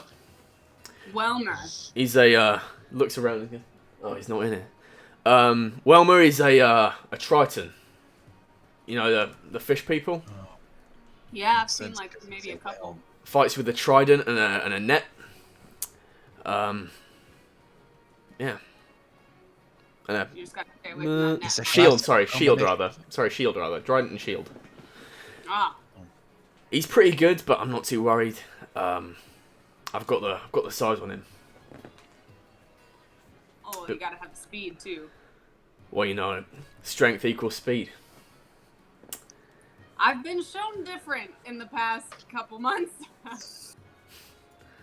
But we won't talk about that. I mean, you won that fight.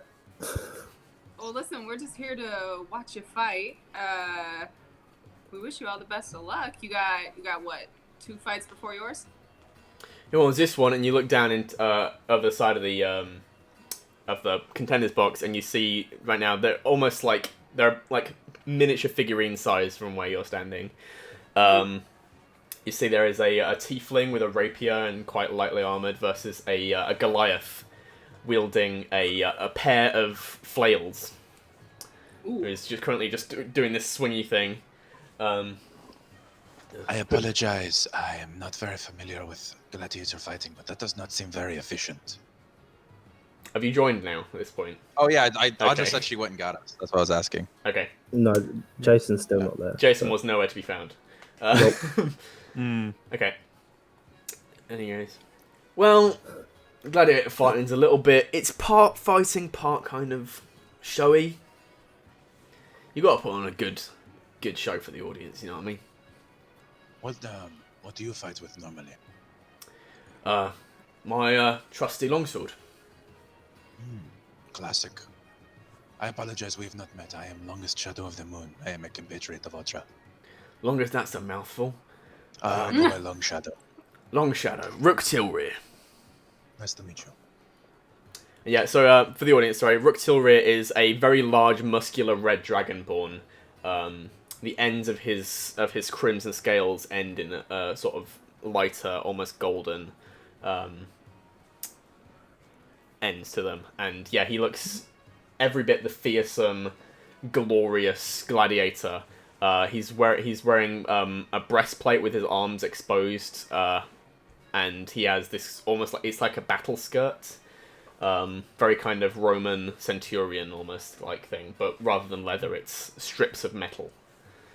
And yeah, he looks very fearsome in his getup.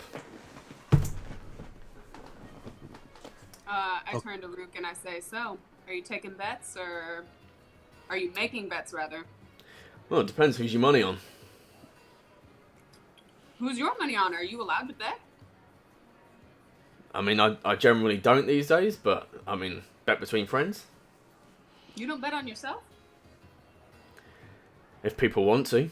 I just don't like going through the bookies. They're always trying to swindle you. That's fair. That's fair. My money's on the little one. Really?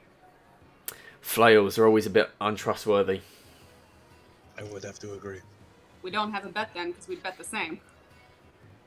There you go. I'll take your bet. Nothing too big. 5 gold on the big guy. Okay. Sure.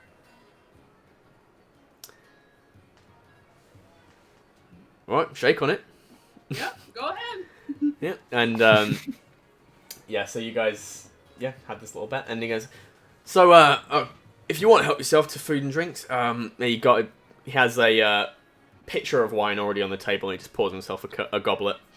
He goes, "So, how's life been treating you?" I'm gonna be honest with you. It's been interesting. Lots happened since I've last been here. I don't suppose you've left Lorkar, have you? You haven't made it up north or anything? No. There's some not so great dealings happening up there. Right. Yeah. There happens to be a bit of an issue with cults. DM, do I remember the name of the cult? You don't think you know it? Because, Cade never said it, or like doesn't know. No, I don't think you've. I don't think you've. Any of you know a name of it. Okay. I'm sorry. Remind me. The cult is like it's surrounding the weapon, right? Yeah, it was about Shadow Cleaver, the one that Cade's uncle's cult was. Hmm. Okay. So I address Rook again, and I say, "There's a cult that happens to be targeting one of my newfound friends." Risky business. It is. It is. Unfortunately, the scale of the cult might affect more than just my own circle. I thought maybe it would be just a personal matter. You know how those go. We solve them quickly. Yeah. But this one might be a bit of a grander scale. So we've been traveling around trying to gather some allies. And you want me to help you fight some cultists? I don't know about that, Rook. I honestly just wanted to see how you were doing. But, I mean, depending on how your fight goes today, maybe I don't even want you. Time will tell. Well, inopportune time for me to be leaving. I'm knocking on the door of being pitmaster. This is true. This is also not an immediate thing. Okay. We're I'll just tell you what. trying to be prepared. This sounds like a sensitive matter. Meet me at my house tonight. After the fight. I live on the, it's the House of Red and Gold on Street of Swords. Street of Blades, sorry. Alright. We can do that. Okay. Until then, let's continue to watch the fight. And I look down at the pit. Does it seem like the little guy's winning or no? I'll roll for some of that. But yeah, so while as you were taking in this fight, Rook is catching you up on what's happened for him since he left. But yeah, so he was on basically a massive winning streak in the smaller pits, and eventually I got him promoted, and he's just been climbing the ladder of that, and he's been getting lucrative deals from blacksmiths, and yeah, which has allowed him to get quite a bit of money. He purchased his house on the Street of Blades, which is a place where like the top blacksmiths are, and yeah, he's working his way to hopefully being pitmaster, where he'll be able to just keep amassing his wealth, and he's just carved out quite a nice life for himself here. Nice. Okay, so yeah, as you're watching this fight, it seems like it might be going against the smaller guy. This guy is just a blur with these flails, and you're getting a bit concerned until eventually the two flails get tangled up in each other. There's a large ooh goes across the crowd, and then yeah, the tiefling just stabs him in the leg and pommels him in the face and knocks him out cold. And then just goes, yeah, and then Rook's like, I fucking knew it. And he puts another 5 gold in your hands. If anything, Rook, I do not know you, but this bet shows that not only are you a smart man who understands a fight, but you're a generous man who gives well to their friends. Well, I've got the money to spare, and haven't seen Audra in some time. Don't inflate his ego. His head's big enough, and I punch him. You've been working out? Maybe. Yeah, me too. Punches you on the shoulder. Right. Guys, please don't fight. Okay, this is how they show affection. Oh. Should I do that? No, you should not, unless you expect to receive a punch back. Uh, All right. What about your friends there? How did you get to know them? You know, Oh, hang on. We should be going to think about that. We're going to Jason outside, who has been taking a bet. Rewind before that fight. Rewind. Jason, what's going on? Oh well, if we're rewinding, You could, Jason's you could have bet got on that fight if you wanted to. 150 gold on the red tiefling. No. Okay, well no. You've been in the queue all the way through the first fight. Second fight. Who's the fighters? Second fight is a turtle versus a tabaxi. Oh, come on. You know who's winning that fight. That's not even a question. Mr. Bookies, what are your odds? I've got 2-1 on the turtle. And what, 1-2 on the tabaxi? Yes. That's generally how that works. I don't see. There's no way that I can actually get into the ring myself. You could do. They're currently in the reprieve, so you've got time to make it in to see the fight. All right. I tell you what I'll do. I'll put on 50 gold on the tabaxi to win, and then I'll put 100 gold on the Dragonborn after. The voice of Long Shadow plays in the back of your head. All of the money you get while you're in Lorkar. And then pushes it over, and I'll come get my winning. What are the odds on the Dragonborn? Dragonborn's 1-2. 1-2. So you'll get 50 gold if you win that one. Alright. Yeah, that's what I'm going to do. Yeah, Rook is the favourite to win in his fight. Yeah, I'm going to bet all of my money, and then I'll come down and I'll collect everything that I've won, and then I'll continue to bet some more after that. Okay. Alright? Yeah, you make your fights and you make your way up to... I assume Audra will have told you where they went when she tried to collect you, when you were just sat in the queue waiting for this bookie. Yeah. It's up to you. What do you want to do? If you want to go to the Pretenders box, you can. Okay, can I like... I'm assuming like by the time I get up there, the fight will be starting. Yeah. Alright. I'm going to come up there in a hurry, just like absolutely sprinted my whole way there. Open the doors up. Kate! What? So you just go, you get stopped by the doorman. I need to see my friend. Oh, he's with us. He's with Audra. Yeah, he lets you in. He lets you in. Kate, I need your help, my friend. Quiet, Jesus. What? Right. Come over here away from this. Oh, Jason, before you leave, I was actually going to, for financing purposes, he pulls out like a small checkbook. How much money do you have left of what I gave you?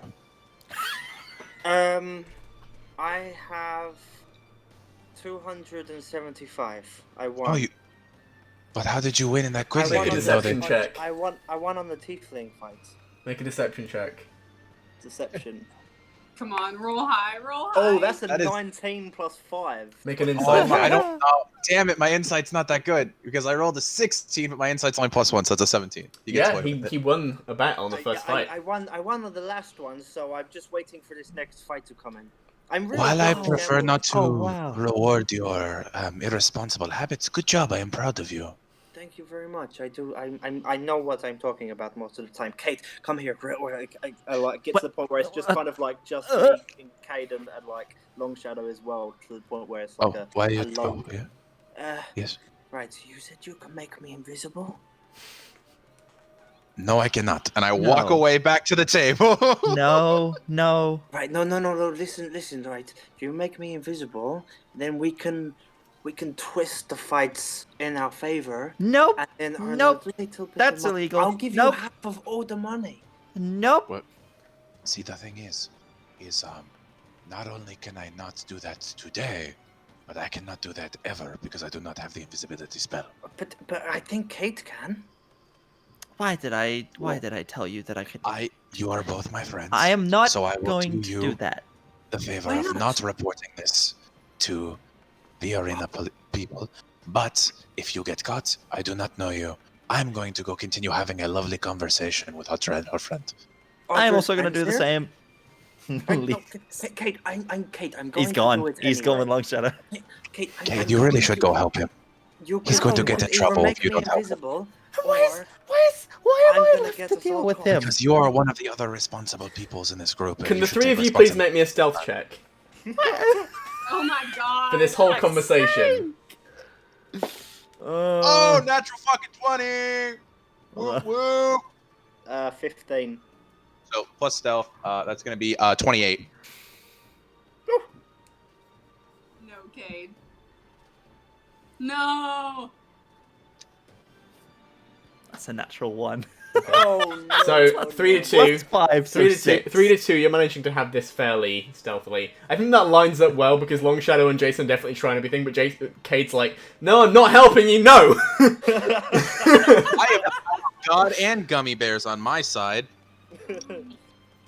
Kate, look. I'm just walking back. I can just imagine just Jason's following me like, no, Kate, come back. Kate, please. Look. Kate, please. I'm going to fuck up anyway. I'm not helping you. You Nope. can either. Nope. Alright, fuck you then. Wait, so you said Audra's friends here? Fuck me, Yes. is that her? He's massive. Yes. It's very large. He is a big boy. It's very impressive. Oh, he's a big boy. Oh. Is there anything else you were wanting besides helping you with your nefarious well, plans? you guys don't want to help me, so I'm just going to have to do it Okay, by well, myself. I cannot help you. However, I am interested to know hypothetically what your plan would have been. Well, what my plan is to be invisible and then climb into the fighting pits and then trip him up or something whilst he's fighting. There is no You way can that will work. currently hear the announcers calling on the fighters. Jason, will you do me a favor? Jason, do me a favor first. Think about your plan. Look down at what the floor of that pit is made out of. What's it, like sand? Sand. And do you know what happens when someone steps on sand? But I'm really quiet. It does not matter how quiet you are. That's you not- still exist in a state of gravity. You see, okay, so looking down at the pit, it is about a 20-foot drop sheer. The walls around the around the Colosseum are sheer 20 foot, and then there is a dome of chains above it. I could backflip that. I'm really quiet. I'm really, because that's totally the issue when you're walking on sand in a place where there are hundreds of people observing everything going on at that exact moment. Oh, I could shoot him with a crossbow from distance. Stop. Jason, you realize that your crossbow bolt will not be invisible, meaning people will see where you fire that Well, from. why don't you make the crossbow bolt invisible? I cannot do that. This is not a skill that I picked up. This is not a... No! You're no help to me then, are you? I turn to By the Rook time and this conversation is over, the fight will be finished. I turn to Rook and I say, just out of curiosity, I don't quite remember, but what's the, like, let's say for dirty, rotten, nasty cheaters that try and rig stuff, what's the punishment if they're caught? Prison? How long? Oh, it's not that bad. Depends. Probably a hefty fine. Fine, like, over 1,000? Depends. How badly were they fucking with it? They might. I don't know. Try to kill a contestant. That's gonna be quite a long sentence. Ooh. Nothing that bad, I don't think. Just an example. Right. Has our group reached your group? The room isn't that big. It's not a large room. You walked back to them pretty quickly. Have you guys been in a viewing box at like any stadium? Yup. Oh, It is not a large room. that's how big Y'all it thought is. this was what? I didn't think it was anything. I knew what was going on. I was imagining like the Emperor's viewing platform from Gladiator. It's about that big, yeah. It's not. That wasn't huge. Yeah, it's not large. Alright. Did we watch the same movie? Yeah. Anyway. Okay, just wondering. It's just a question. Jason, I promise that I will help you swindle people at a later date. Today is not that day. I'm gonna just have to win fucking legitly then, aren't I? Well, you've already won like 120 gold. There shouldn't be an issue. Yes. So, Rook, what do you think is your strategy for dealing with this Triton? Fight him. You don't better have win, a- by the way.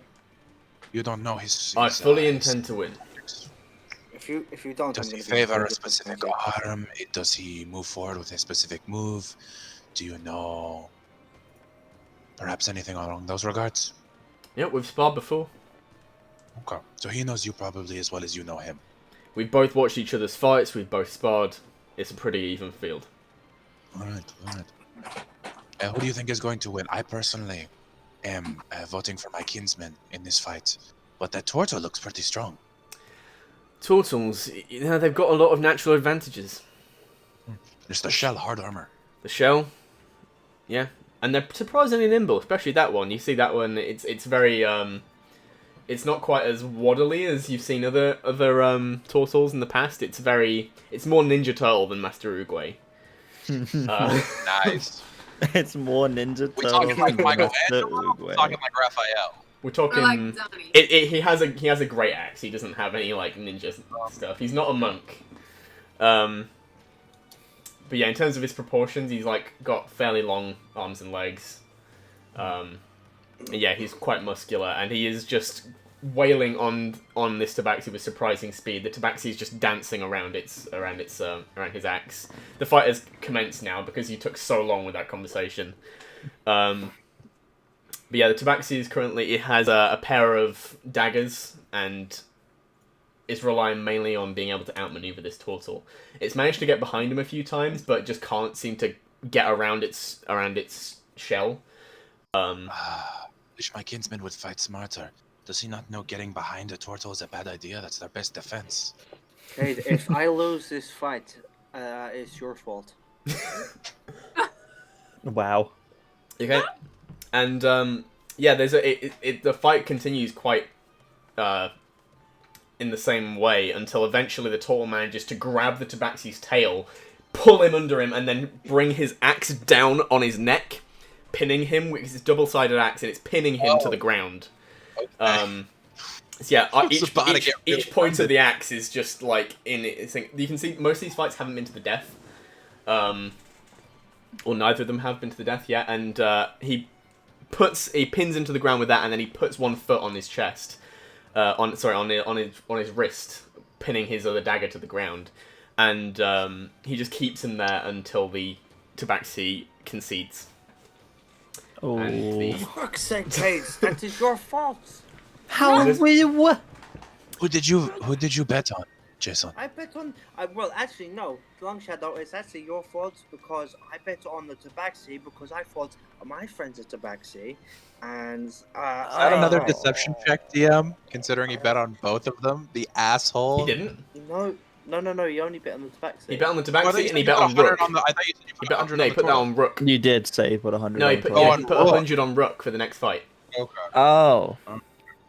So yeah, and Rook stands after that and he goes, "Oh, good fight. I'm up next. stick around and stick around for the fight, and afterwards meet me at my house. Street Blades Red and Gold house. You know to put your money on. And he disappears. Obviously. Cast a spell on him before he goes. Quick, make him good. Get something. I love how little Jason knows about magic. God, make him really quick. I don't know. Make him good. Long Shadow, you know how to do that. Long Shadow's gonna just cup his hands together. I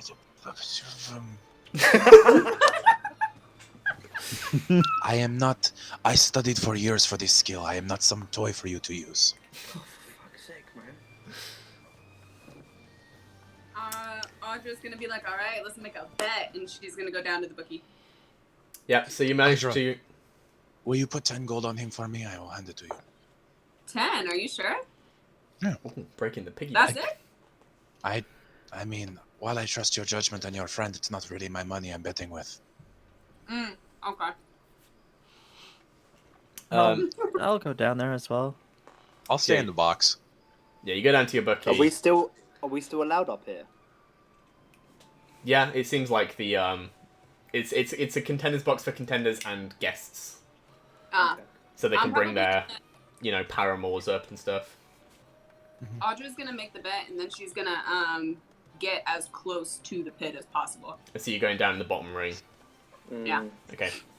So Audra's gonna take the 10 and put it en route for Long Shadow, and then she's gonna take 200 gold and put it en route.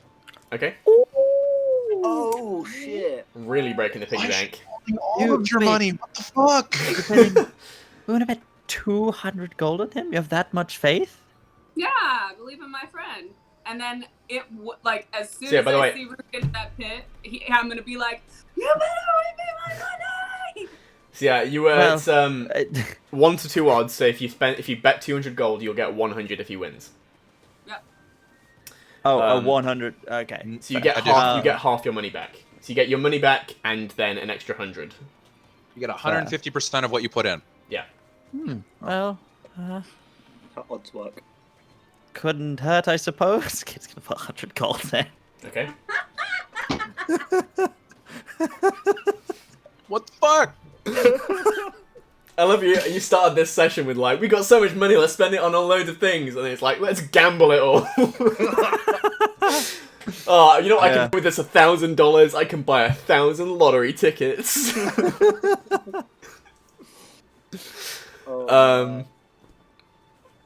Okay, so yeah, you guys make your bets, and you head to the bottom ring of the unless you're going to the contenders box, you head to the bottom ring of the fighting pit. Yeah. So yeah, I Long wonder Shadow, where your my friends friend don't. Yeah, your friends don't rejoin you. And but there's a nice food spread and there's plenty to drink. It's very nice. It's quite cool because you're out of the way of the sun. But yeah, He's just gonna absentmindedly start taking out the scroll and some pages and just start doodling and kind of enjoy the atmosphere. Okay. It's nice. yeah. So eventually, you as everyone retakes their seats from the short break, you hear the announcer. He goes, "Tonight we have a fight. 2 contenders for the role of pitmaster. In one corner, we have Rook Tilria, the Red Dragon. Guys, fucking compose yourselves.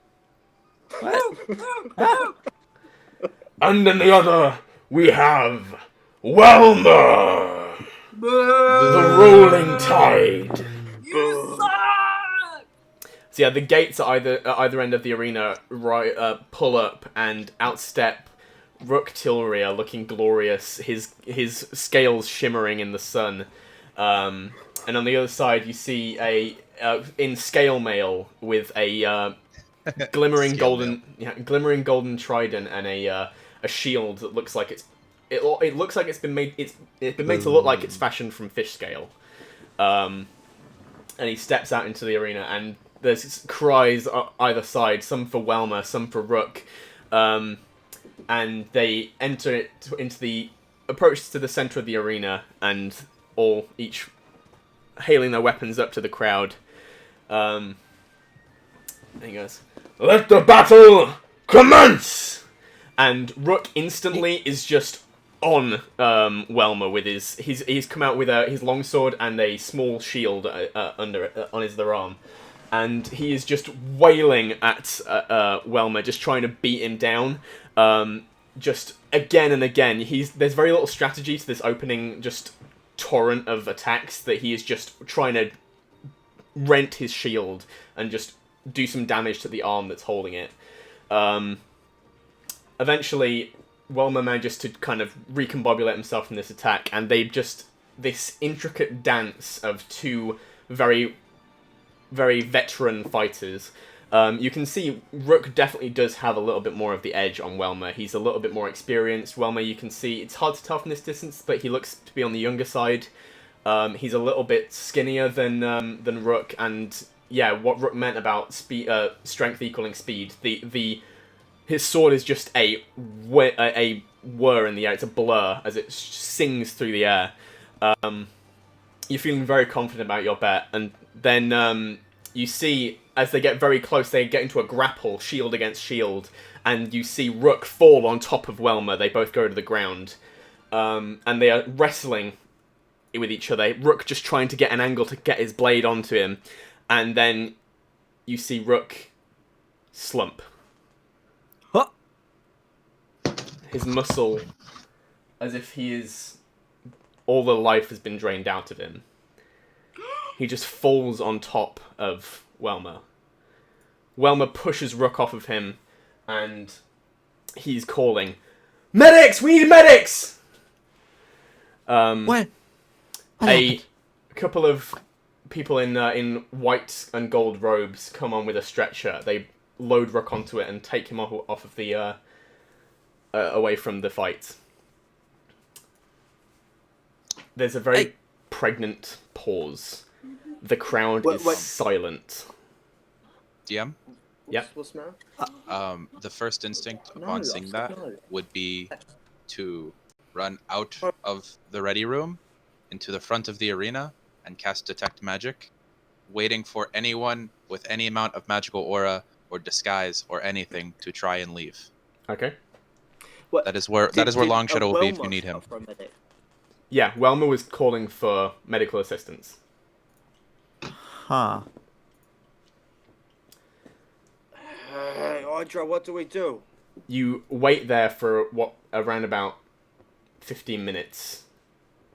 And then after a while you hear the announcer. "We have a case of foul play. The match is undecided and will be refought at a later date." And you hear groans and moans throughout the stadium. Do we get our bets back then? You can go Where's I'm gonna rush straight to the bookies straight away. That's what you care about. You go straight to the bookies. He gives you your money back. Oh, yeah. You don't have. I'm collecting my these betting slips as well from my friends. Yeah, he gives you the money back from without any winnings, without any losses. You just get a refund on your bet. Where's Welmer? Welmer went off to the with the medics to where they take people after the fights. Those that are unconscious and need medical assistance. Do I know where that is? Yeah, you'd probably. It's not hard to find. You'd have to talk your way through a couple of the things. So just make me a blanket persuasion check. No, I didn't roll that. That dropped out of my. Which sucks because that was an 18. Okay, that's a 15 plus 1, 16. Yeah, you managed to talk your way through. Obviously, this place isn't like where the champions go to get ready, but they used to a lot of the time, like concerned family members coming up after fights, and they let you through without too much trouble. You get through. You are greeted by the two medics. They're currently they're currently cleaning their hands in a small discussion. Rook is nowhere to be found. Excuse me, is Rook okay? Do you know where he is? Rook, yes, he has a private physician. He has been transported to his house. Okay. He's not dead. We found a a bolt in his neck. It was not a large enough one to have killed him outright, but it was tipped with some kind of toxin. It seems someone in the crowd didn't want Rook to win. Oh shit, Jason totally could have pulled off his cheating scam. Yeah, we would have been prime suspects, though. Do you have the bolt with you, or? Yes, and he pulls out his small... It's quite an unassuming one. It's definitely not meant to be murderous. It's the size to be fired from a hand crossbow. Is there any sort of weird markings, or like, is the bolt, like, does the feathers have are there feathers on it? It has 2 bits of fletching. It's relatively unassuming. Okay, so it's not distinct in any sort of way? No. Okay. As And that do you would happen be to know very where the silly toxin for some was? kind of assassin to do. We didn't have him for very long, as he has agreements that if he ever has problems like this, he is seen by his own physician. Okay. Okay, thank you very much. Bye. She just leaves. So yeah, you do see Welmer is currently in the in that healing room. He is? Yeah, he's kind of just slumped. He's on a bench on the side of the room, and he's just kind of slumped over in the thing, just recovering from his fight. Audra is gonna walk over to him, and she's gonna say, "Hey, thanks for. I'm Rook's. I'm a friend of Rook's. Thanks for calling that fight. Oh, That was really honorable." not a problem. There's not a lot I could have done anyway. If I kill him, they find a bolt in his neck. I don't win. Oh. Okay. Thank you again. Bye. Not a problem. Yep. You head off. Upon going to the bookies, Jason would have then gone back up to the top to find Long Shadow. Okay. Is Long Shadow there? No, Long Shadow No. went down. Yeah. Shadow's he been went waiting down. to see if anyone comes or goes from the arena. He's keeping an eye on everybody. Yeah, there are lots of people coming and going out to collect winnings.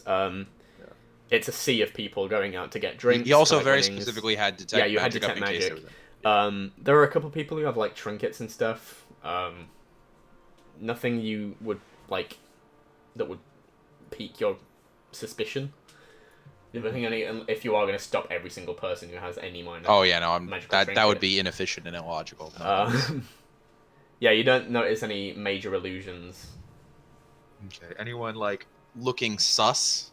Make Anyone? make an investigation check. Oh, I'm okay at those. Okay. No, this would be perception. This would be perception. Oh, I'm not okay at those. Okay. Let's see here. Actually, wait. No, I'm fine at those. What am I talking about? Okay.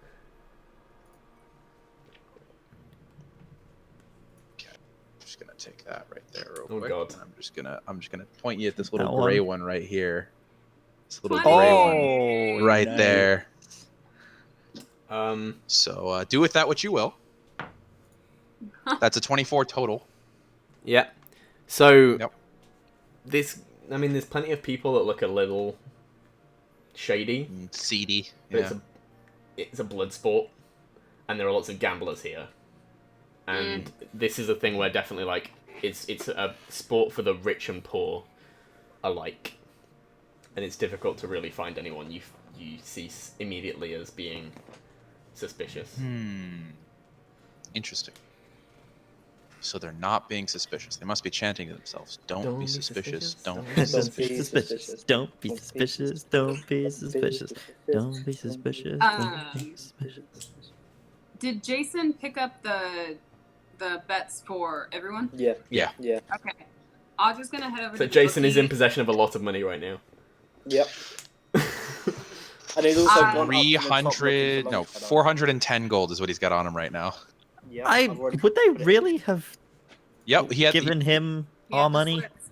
he had the slips. He had the bet slips. What why would He he had have? proof. He had proof of the gambling. He just did Why it. Yeah, because he went to go get him for you guys. It's nothing malicious. He just went to go grab him. Audra's gonna head over to the bookie. Okay. She's gonna ask who It's for bet the the sake of most brevity, on then. Who bet the most on Wilmer today? We had a lot of bets on Wilmer. We had some people. There was I think there was a couple of. It was a water genasi who bet. I think the biggest. He bet around about 700 gold on Wilmer. Holy shit! Shit. Did you happen to take a name, or do you just give the slips? I just give the slips. Ah, A lot of people don't want to know. There's a water genasi? I think so. You got like. He had skin like yours. Yeah. Yeah, he seemed pretty well to do. Nice clothes. Okay. Do you, hair color? You remember Bald. that? Bald. Okay. You remember eye color? Green. Same as yours. Thank you. And she's gonna walk away. It was secretly Audra the whole time. Audra Oh in a my bald. god.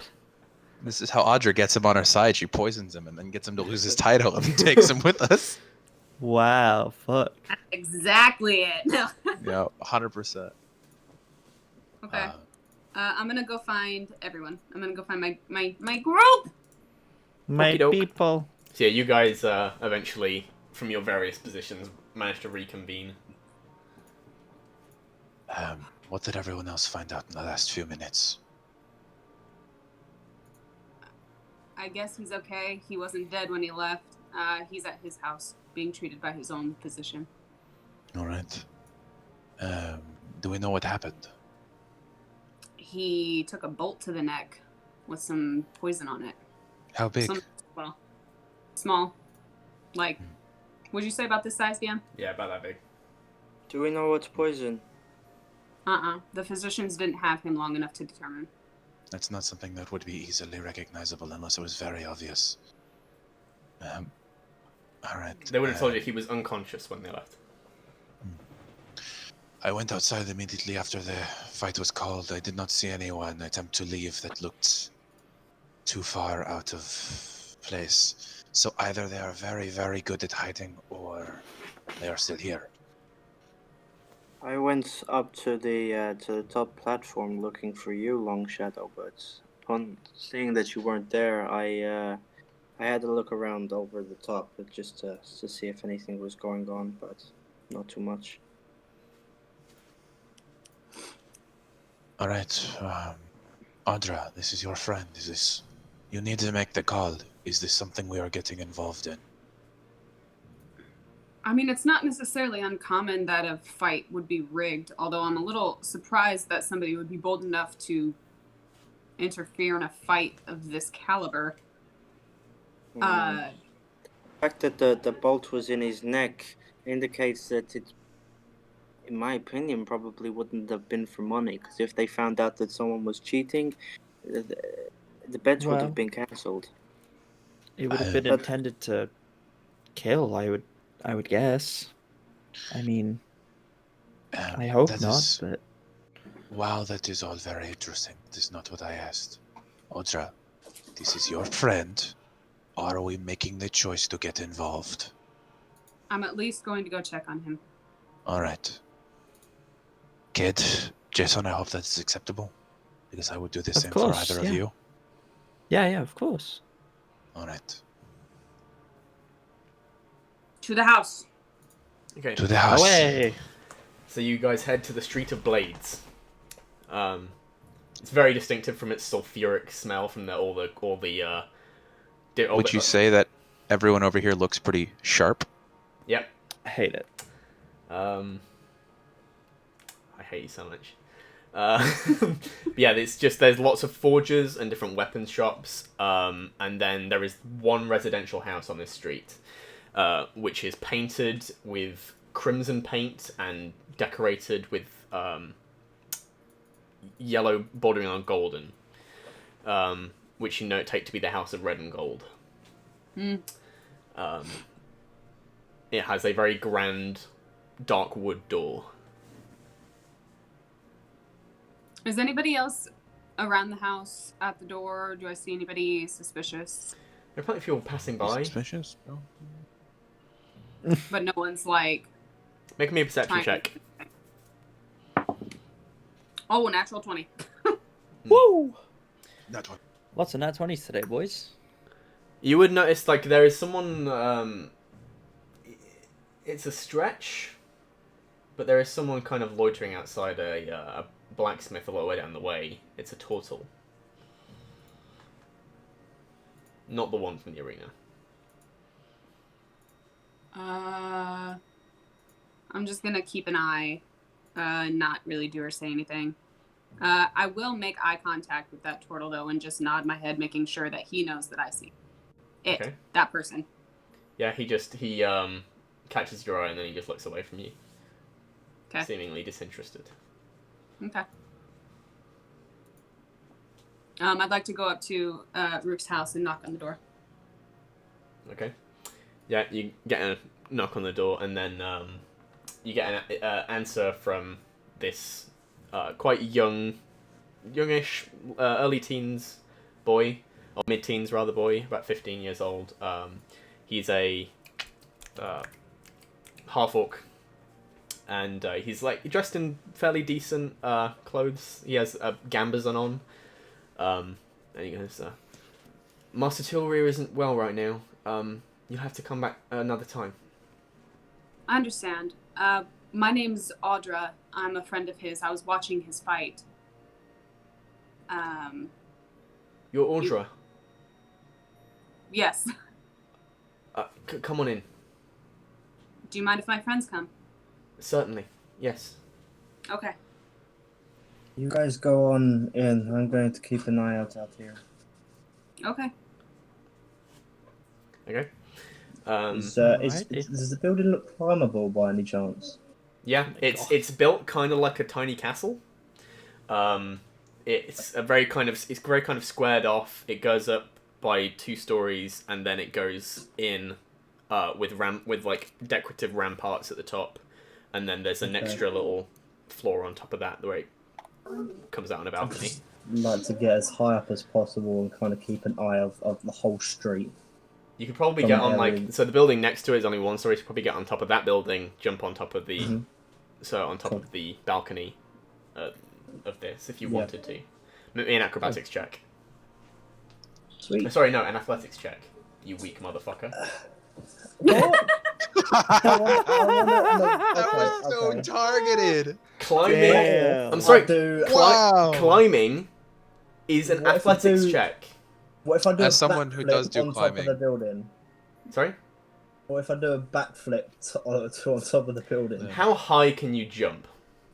Are you like gonna like Super Mario Bros. Backflip this ish? Come on, man. Crouch? I don't know, how high can I jump? Rogues always pull this shit. They're like, I can climb anything. No, you can't. You're weak. 3 plus your strength mod in terms of feet straight up. Oh.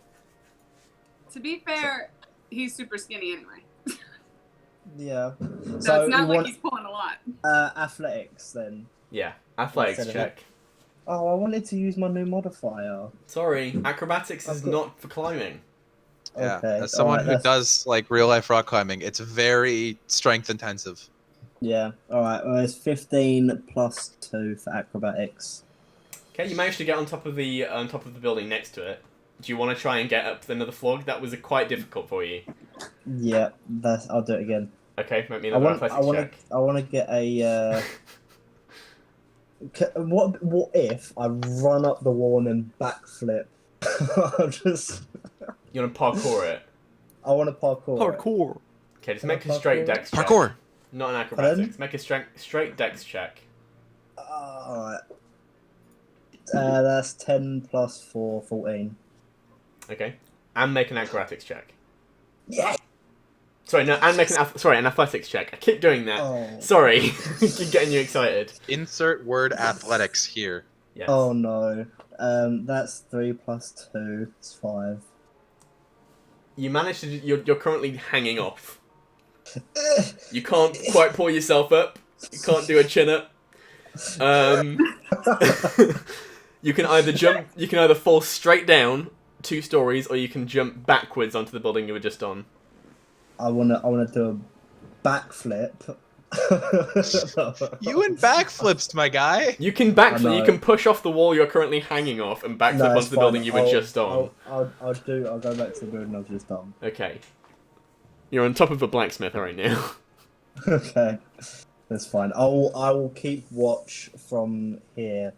I just want to get an aerial view of the road surrounding. Yeah. Okay. I have 19 passive perception. Okay. Inside. Yeah, the young boy leads you into a back room, where there is currently a bed laid out. It's kind of like a massage bed-ish kind of thing. And there is a portly-looking fire genasi who is just fussing over him right now. He's looking around his neck. You can see there is a bowl next to him, where he is bathing some of his equipment in boiling water. Hi there. I don't mean to disturb your work. Is he okay? That remains to be seen. And he has a pair of pliers in his hands right now, and you see he's pulling out a scale from his neck. Oh. Can I help you in any way? Do you need pressure, bandages, anything? Just wait there a moment. He pulls out another one. I have to get a good look at the wound. DM? Yeah. Long Shadow seeing this distress, he's gonna go ahead and summon the weasel and just put it on Audra as like maybe this will help you feel not as bad during this awful scene. I'm sorry, who are you? My name is Audra. I'm his friend. I was watching him fight. I watched him slump. I don't know. Did you happen to remember how fast it took effect? Relatively quickly, I assume. He was doing just fine, and then they were on the ground grappling, and then he just stopped. Okay. And he eventually puts the pair of pliers that he was pulling out scales with aside into the boiling water, and he just looking at anything, and he puts down from his glasses. He puts down a little magnifying part.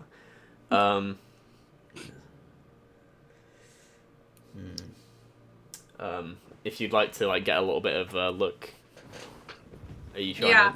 Yeah. I would. Yeah, I'd like to So see what's happening.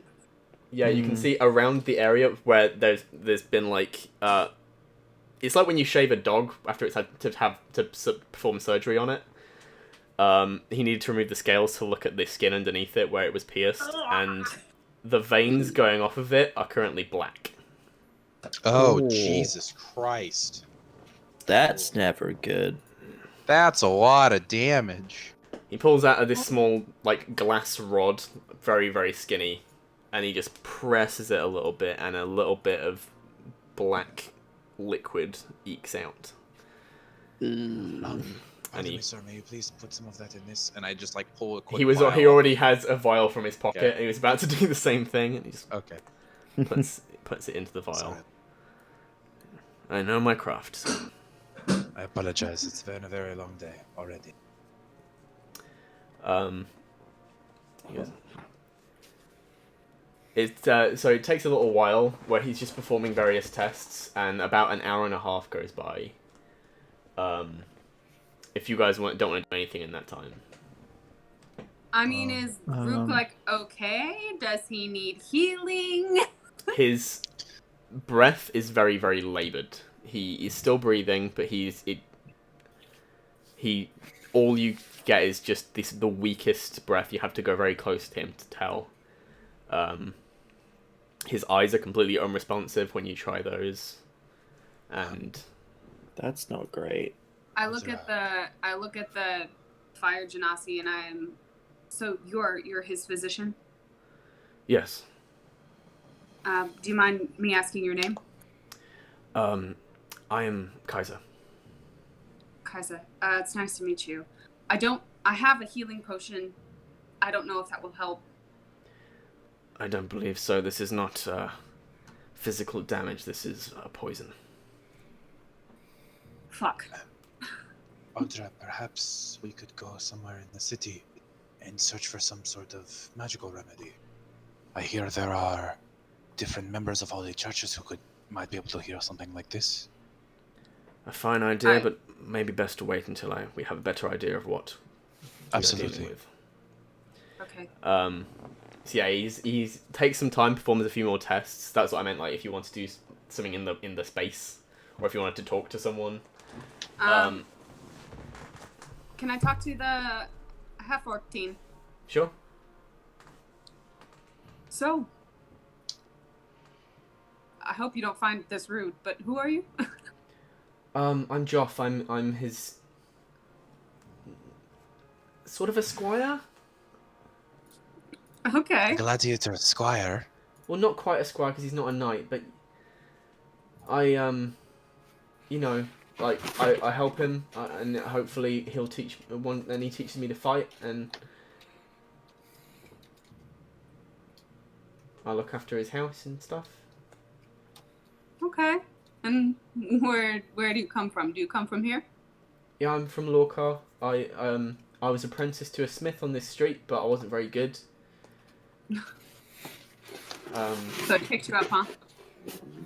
Well, they were threatening to, and Dok'Lorkar and Rook was in the shop when my master was having a bit of a go at me, and he took me under his wing. I see. I don't suppose. Do you have any family here other than? Yeah, my ma. She lives closer to the inner city. I see. Okay. Do you like it here? Yes, Master Tilry is very kind. Good. And Audra's just gonna ask him a bunch of questions to distract herself from being worried. So yeah, basically, yeah, Joff's family, like his mother, single mother, can't really afford to keep him anymore. And so he has to get a job. He was trained to be a blacksmith, wasn't really taking to it. His master was threatening to kick him out, and Rook took a bit of pity on him and took him and pays him a wage, lets him stay in his house, and yeah, trains him in his spare time. Love that. Okay. Yeah. So you have a conversation with him. After a little while, Kaiser comes through from the other room. He goes, I'm afraid I'm not entirely certain what this poison is. I'm not certain what antidote to procure to treat him. There are... Sorry. No, continue.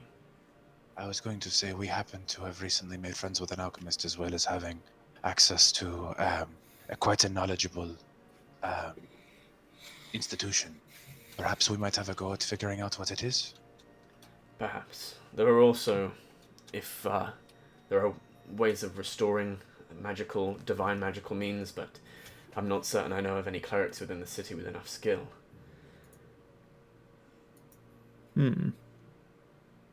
I believe the fastest route course of action might be to find his poisoners and discover what poison was used. I've managed to slow his how quickly it will take effect with a remedy that slows his circulation. He will be unconscious for the next week, at least. Week? I say a week, as that is when the poison will kill him. Oh. Keeping him unconscious is the best I can do to slow the poison. Thank you, Doctor, for the amount of work you have already done and for what you will be continuing to do. I will not leave his side. Absolutely.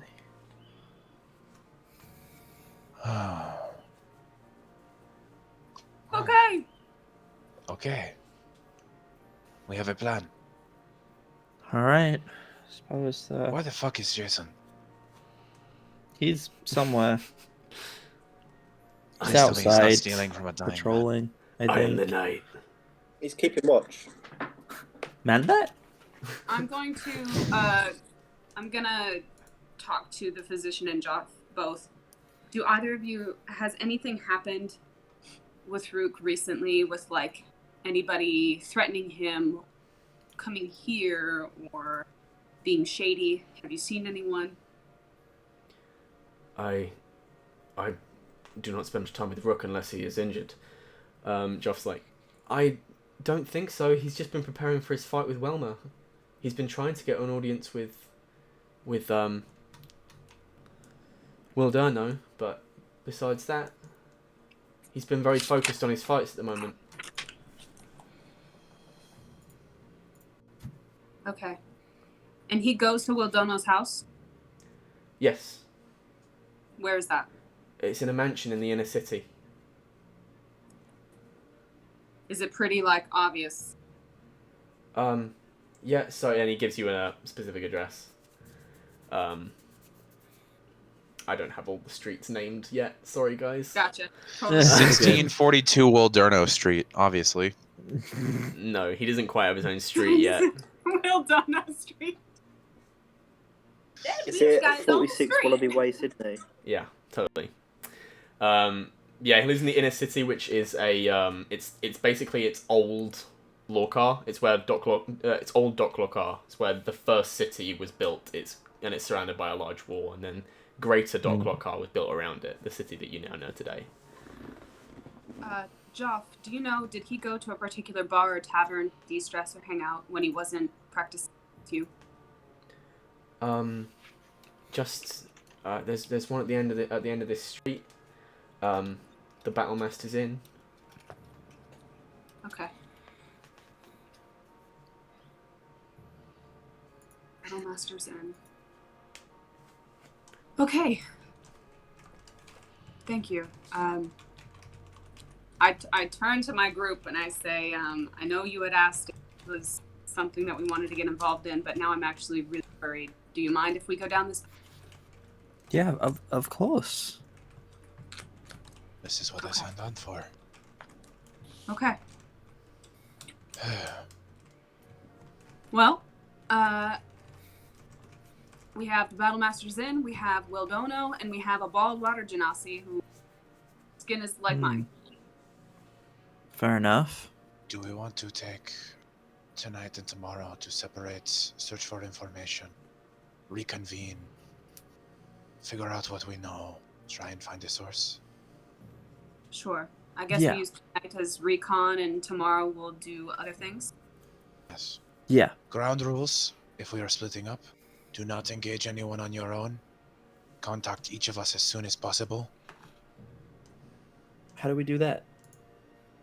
Let's say we'll meet back here in 3 hours. If we are not here, the other is assumed to be missing. We will begin a hunt. By tomorrow morning, I should be able to speak with each of you magically if necessary. Okay. So what's the plan? What's the recon plan for tonight then? I was already planning on visiting the alchemist. I can take the poison and see if she can figure out what it is. And maybe if anybody bought any or where it would be procured? Yeah, because even if she herself is not a manufacturer of poisons, it's probably something she keeps an eye on. Okay. Kate, would you be comfortable looking for one of the 3 leads that we have in terms of people? I can try. Okay. Who do you want me to try and find? I am not sure. That is not my area of expertise. However, have either of you seen Jason recently? He's outside. Yeah, he's outside? Stay outside. Oh, okay. I apologize. I was busy. Perhaps also, this following people and finding people seems to be something Jason might be quite good at. You might want to discuss with him. Maybe he can maybe. That breaking and entering does seem to be something in his skill set. Right.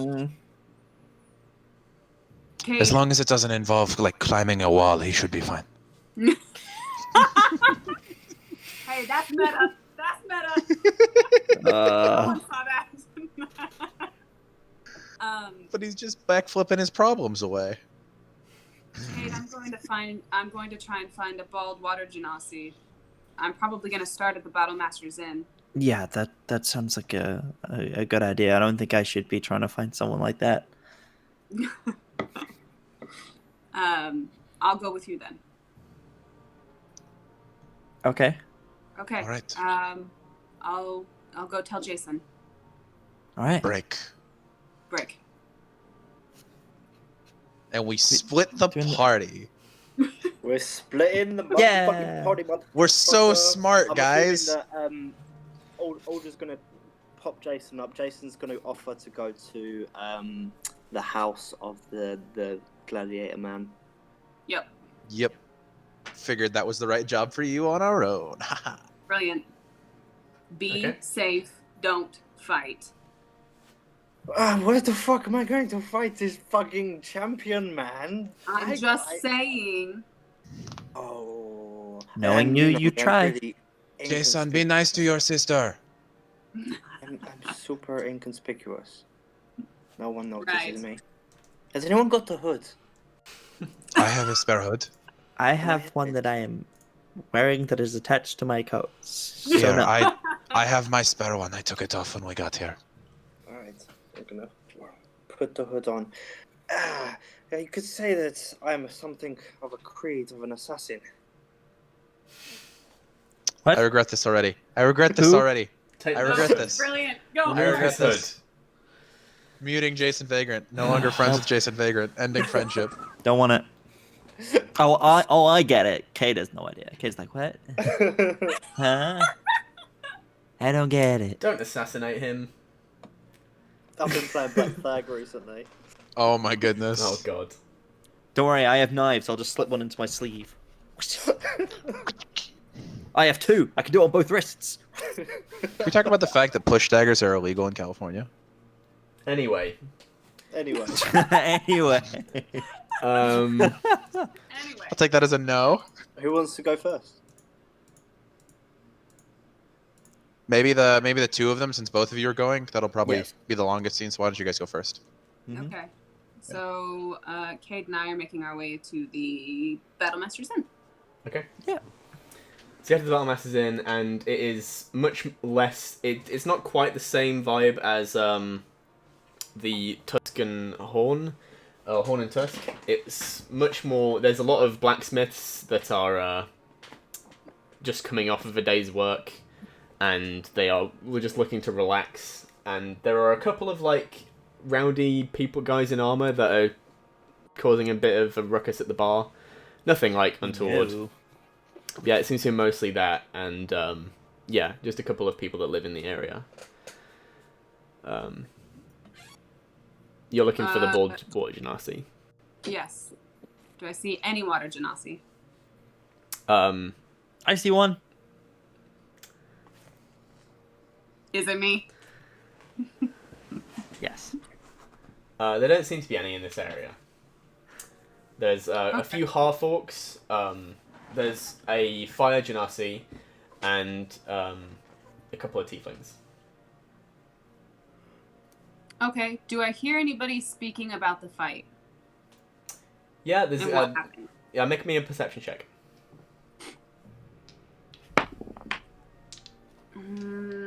Perception is +2. 13.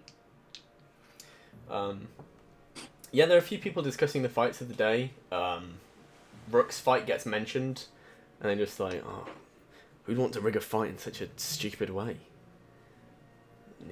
Yeah, that's all you really catch. Okay.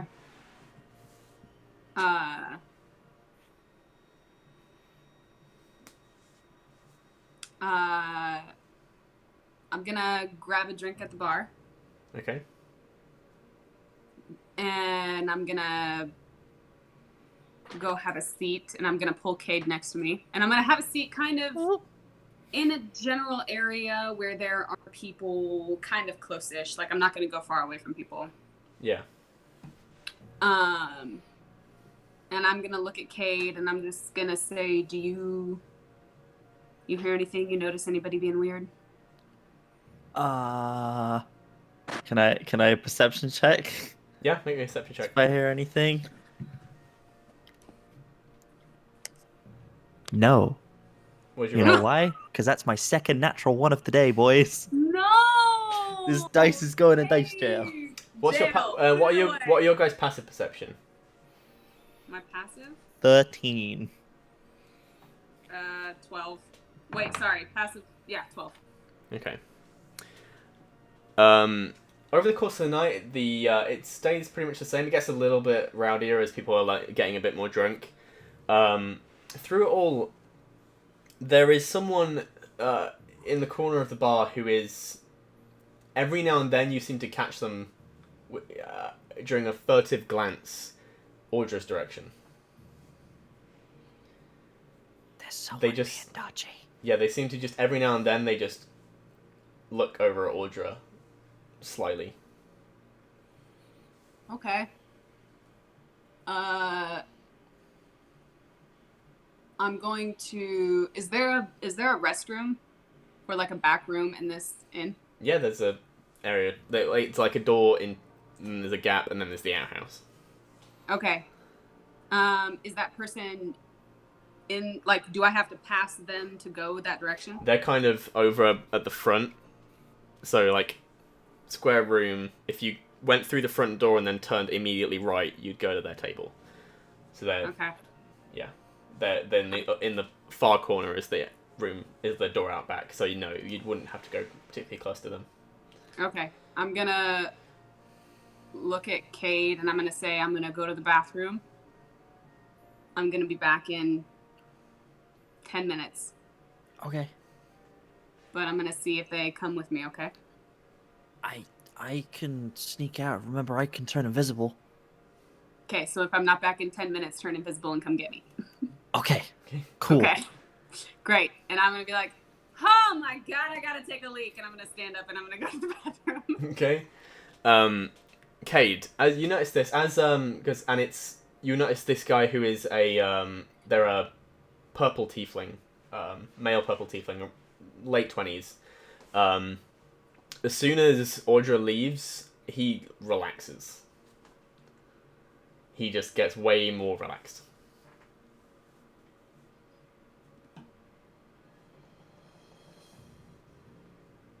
As if he'd been tense all night. He doesn't make any attempts to move, and after 10 minutes, Audra can re-enter. Yep. I come back. His eyes follow her across the room. Yes, Audra, was that a good leak, as you call it? Feeling refreshed? Yeah. Whew, I didn't realize I was holding it. Yep. And he's 10 gonna minutes lean in solid close and be like, pissing. I'm being inconspicuous. You're doing such a good job. Thank you. Well, he seemed to relax a little bit more when you left, and when you came back in, he was staring at you again. I don't know what that means, but he didn't seem to like you being around for some reason. It made him nervous. Interesting.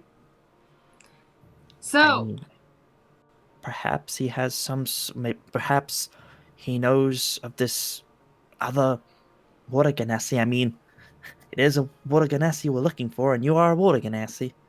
So yeah, but they're bald. I'm not bald. Yeah, I know. Still. She starts, Audra, I'm going to start talking sort of loudly about the fight, sort of almost inviting any other kind of conversation while I'm speaking with Cade. I'm going to be like, man, so the two fights before the one with Rook, that was amazing, but that one with Rook, and I'm going to look at Cade and I'm going to be like, what did you think of that? Oh, well, I thought it was going quite well. I thought it was quite in Rook's favor until he fell down. I mean, do you know what happened? Like, I didn't even see anything. Should I say it? No idea. Interesting. I'm gonna lean over to the nearest table of whoever's there, and I'm gonna be like, hey, did you see what happened with that Rook fight? Nearest table, he goes, mate, I've been at the forge all day. Oh, did anybody see what happened with the Rook fight? I was there, but, like, I didn't see anything. It's foul play, wasn't it? Guy just went limp. Right, but like, why did he go limp? Like, and how do they call it foul play? Was it that Wilmer guy? Maybe. Wouldn't put it past him. Really? How come? Trotting, innit? Don't know, who knows. What's that mean? Well, you know. He has a little glance around. You know.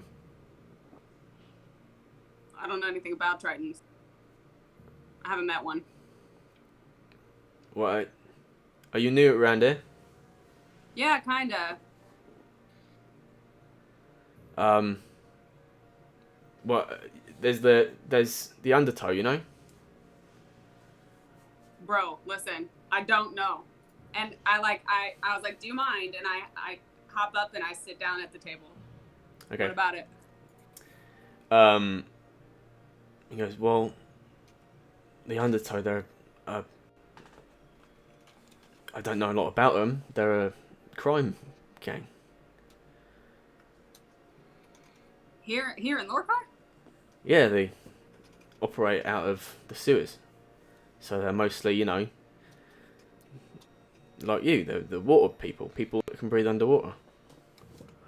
Ah. Got it. Do they, like, what kind of crime? Are we talking, like, small crime, like breaking and entering, or are we talking, like... I honestly don't know, you just hear rumours. Well, what makes you think it could have been... So, and I lean really close and I say, do you think Welmer is part of the Undertow? I don't know, but there's just certain... I don't want to cast aspersions, but, you know, they're quite limited in who they recruit. Oh. Okay. Interesting. Thanks for the heads up, man. I'm seriously new here. Yeah, as you've been very vocally ignorant, the tiefling in the corner has stood up, finished his drink, and walked out the front door. I say, right, thanks, have a good night. And I look at Kate and I say, hey, let's go to bed. And I hop up Yep. and I walk Mighty tired. What time is it outside? It's getting towards, like, it's dark outside right now. Why is Cade just season 1 Morty? Why is that? Why is that who Cade is? Ooh-wee, Audra. Why? Sure, Why? I don't know this. Oh, jeez, Rick. Oh, jeez, I don't know about this. Oh, I'm real tired, Rick. Does that mean? Oh my God! Does that mean in the future there'll be an evil Cade? And he'll have his own theme song and he'll wear an eye patch. Oh my God! Is that not just Cade's sister? Raina is fine. Yeah, Raina is fine. It's Herman Vander that's the enemy. Oh my God. Not at all. When Raina gets an eye patch, we know to beware. I'm totally going to Raina an eye patch now. So yeah, Audra, Cade, what are you doing? Following the purple tiefling at a distance. Yep. Same. Okay, make me a stealth check. Oh, well, Oh, Audra, shit. maybe I can follow. Maybe I can turn invisible. I can follow him, and then I can come back and tell you where he went. Go for He it. can't see us. Cool. Bye. He's gone. He's invisible. Okay. This is once they've stepped outside, by the way. I'm still gonna roll stealth, but I know that Cade's invisible. Yeah, Cade, still make a stealth check. Ah. Cade, are you following him? Yes. Okay, you know you and your heavy, clanky armor? Roll me a stealth check. Invisible. So Clank, it's clank, just, clank. so it's just clank, a flat clank, check. clank, then? clank, Yes. clank, clank. Cool. So I don't get advantage. That's fine. I got. Scale I got mail rid of gives you disadvantage. It's fine. Oh, that's a 16 plus 5, motherfuckers. That's a 21. Good job. Yeah, you managed to just, like, you're holding your armor kind of in place so stop it moving too much.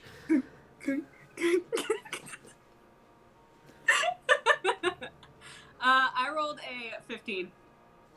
Yeah, so you guys are just following him around, and you follow him quite a distance. He's very kind of looking over his shoulder the whole way, Okay. and he leads you quite a ways off, walking for about half an hour before he eventually gets to just a building. Like, it looks like a house.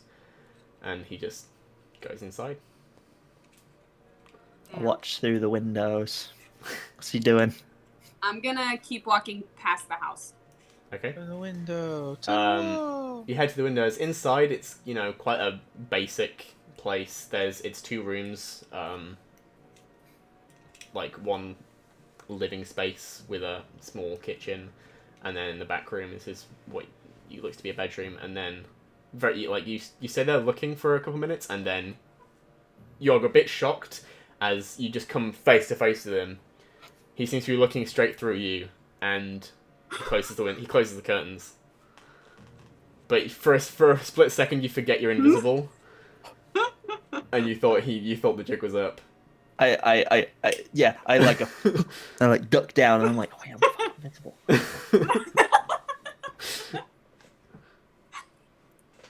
And he closes the curtains.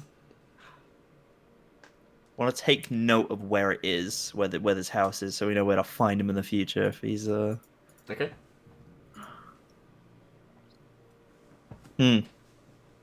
So, Audra, you kept walking past, right? Yeah, I kept walking for maybe until I hit, like, the next alleyway, and then I turned into the alley, turned around to see if the purple tiefling was there, and then I'm standing out on the street next to the alley just waiting. Alright, yeah, I just made my way over to you. Once again, I forget I'm invisible, and I just walk over to you and just, like... Audra? No! Shit!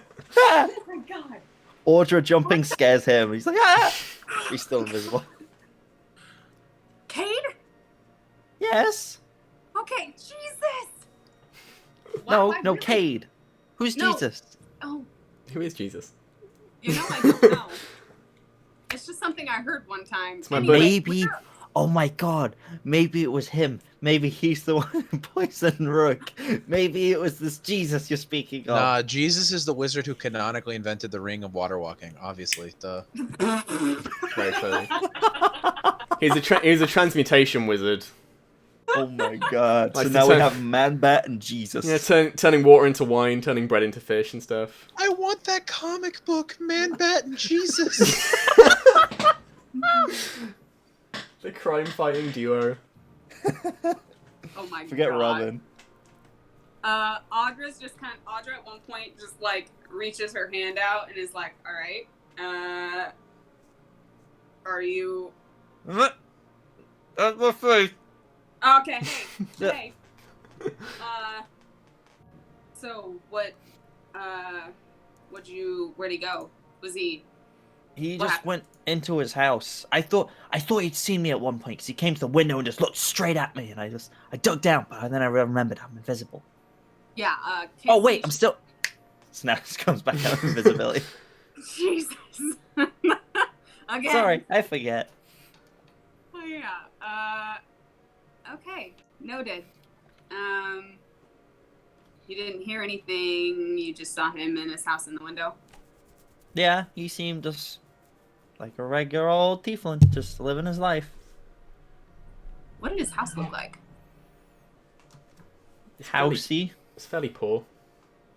It's just the house. What? Stuff in it.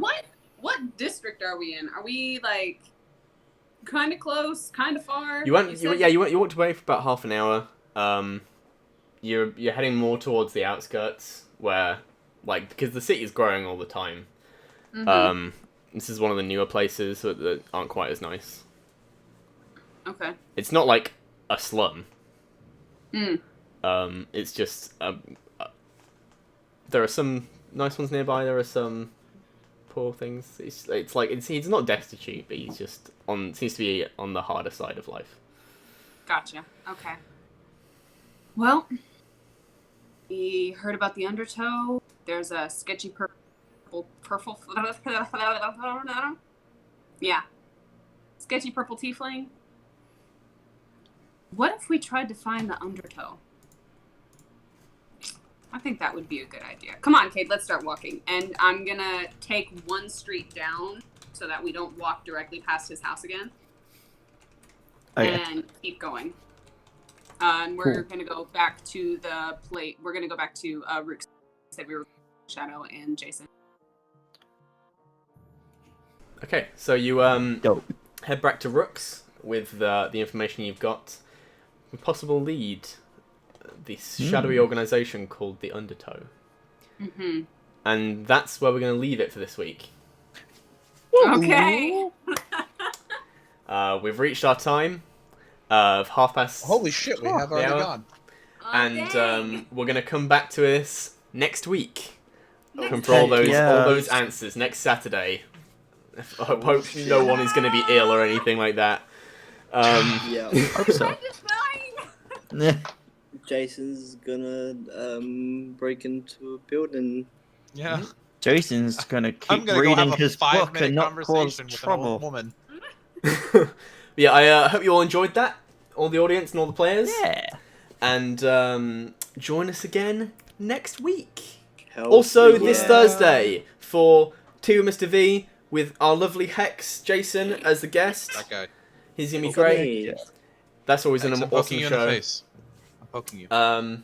And join us hopefully next Friday for Bioshock. Hopefully. Bioshock. That seems to be a hit and miss show at the moment. We're being a bit Yeah. inconsistent. Hopefully we'll get it underway. And It's one of those be a bit- shows yeah. real hard to get scheduled Because because of how there's- large our cast yeah, is there's and so how many chaotic everyone's people. lives are. We're a group that like to not play without players because it just feels like it kind of excludes a little bit and like Yeah. it sucks for people to miss stuff. But when you have so many players like that campaign does, easy for things to. it's easy for one Get player delayed. to have something fall through or I whatever. think we had so like it 2 does or happen. 3 this week that were like had an issue. So So yeah, join us on Thursday and hopefully Friday, and then we'll be back next Saturday for episode 9 of the Sorodin campaign. Motherfucker.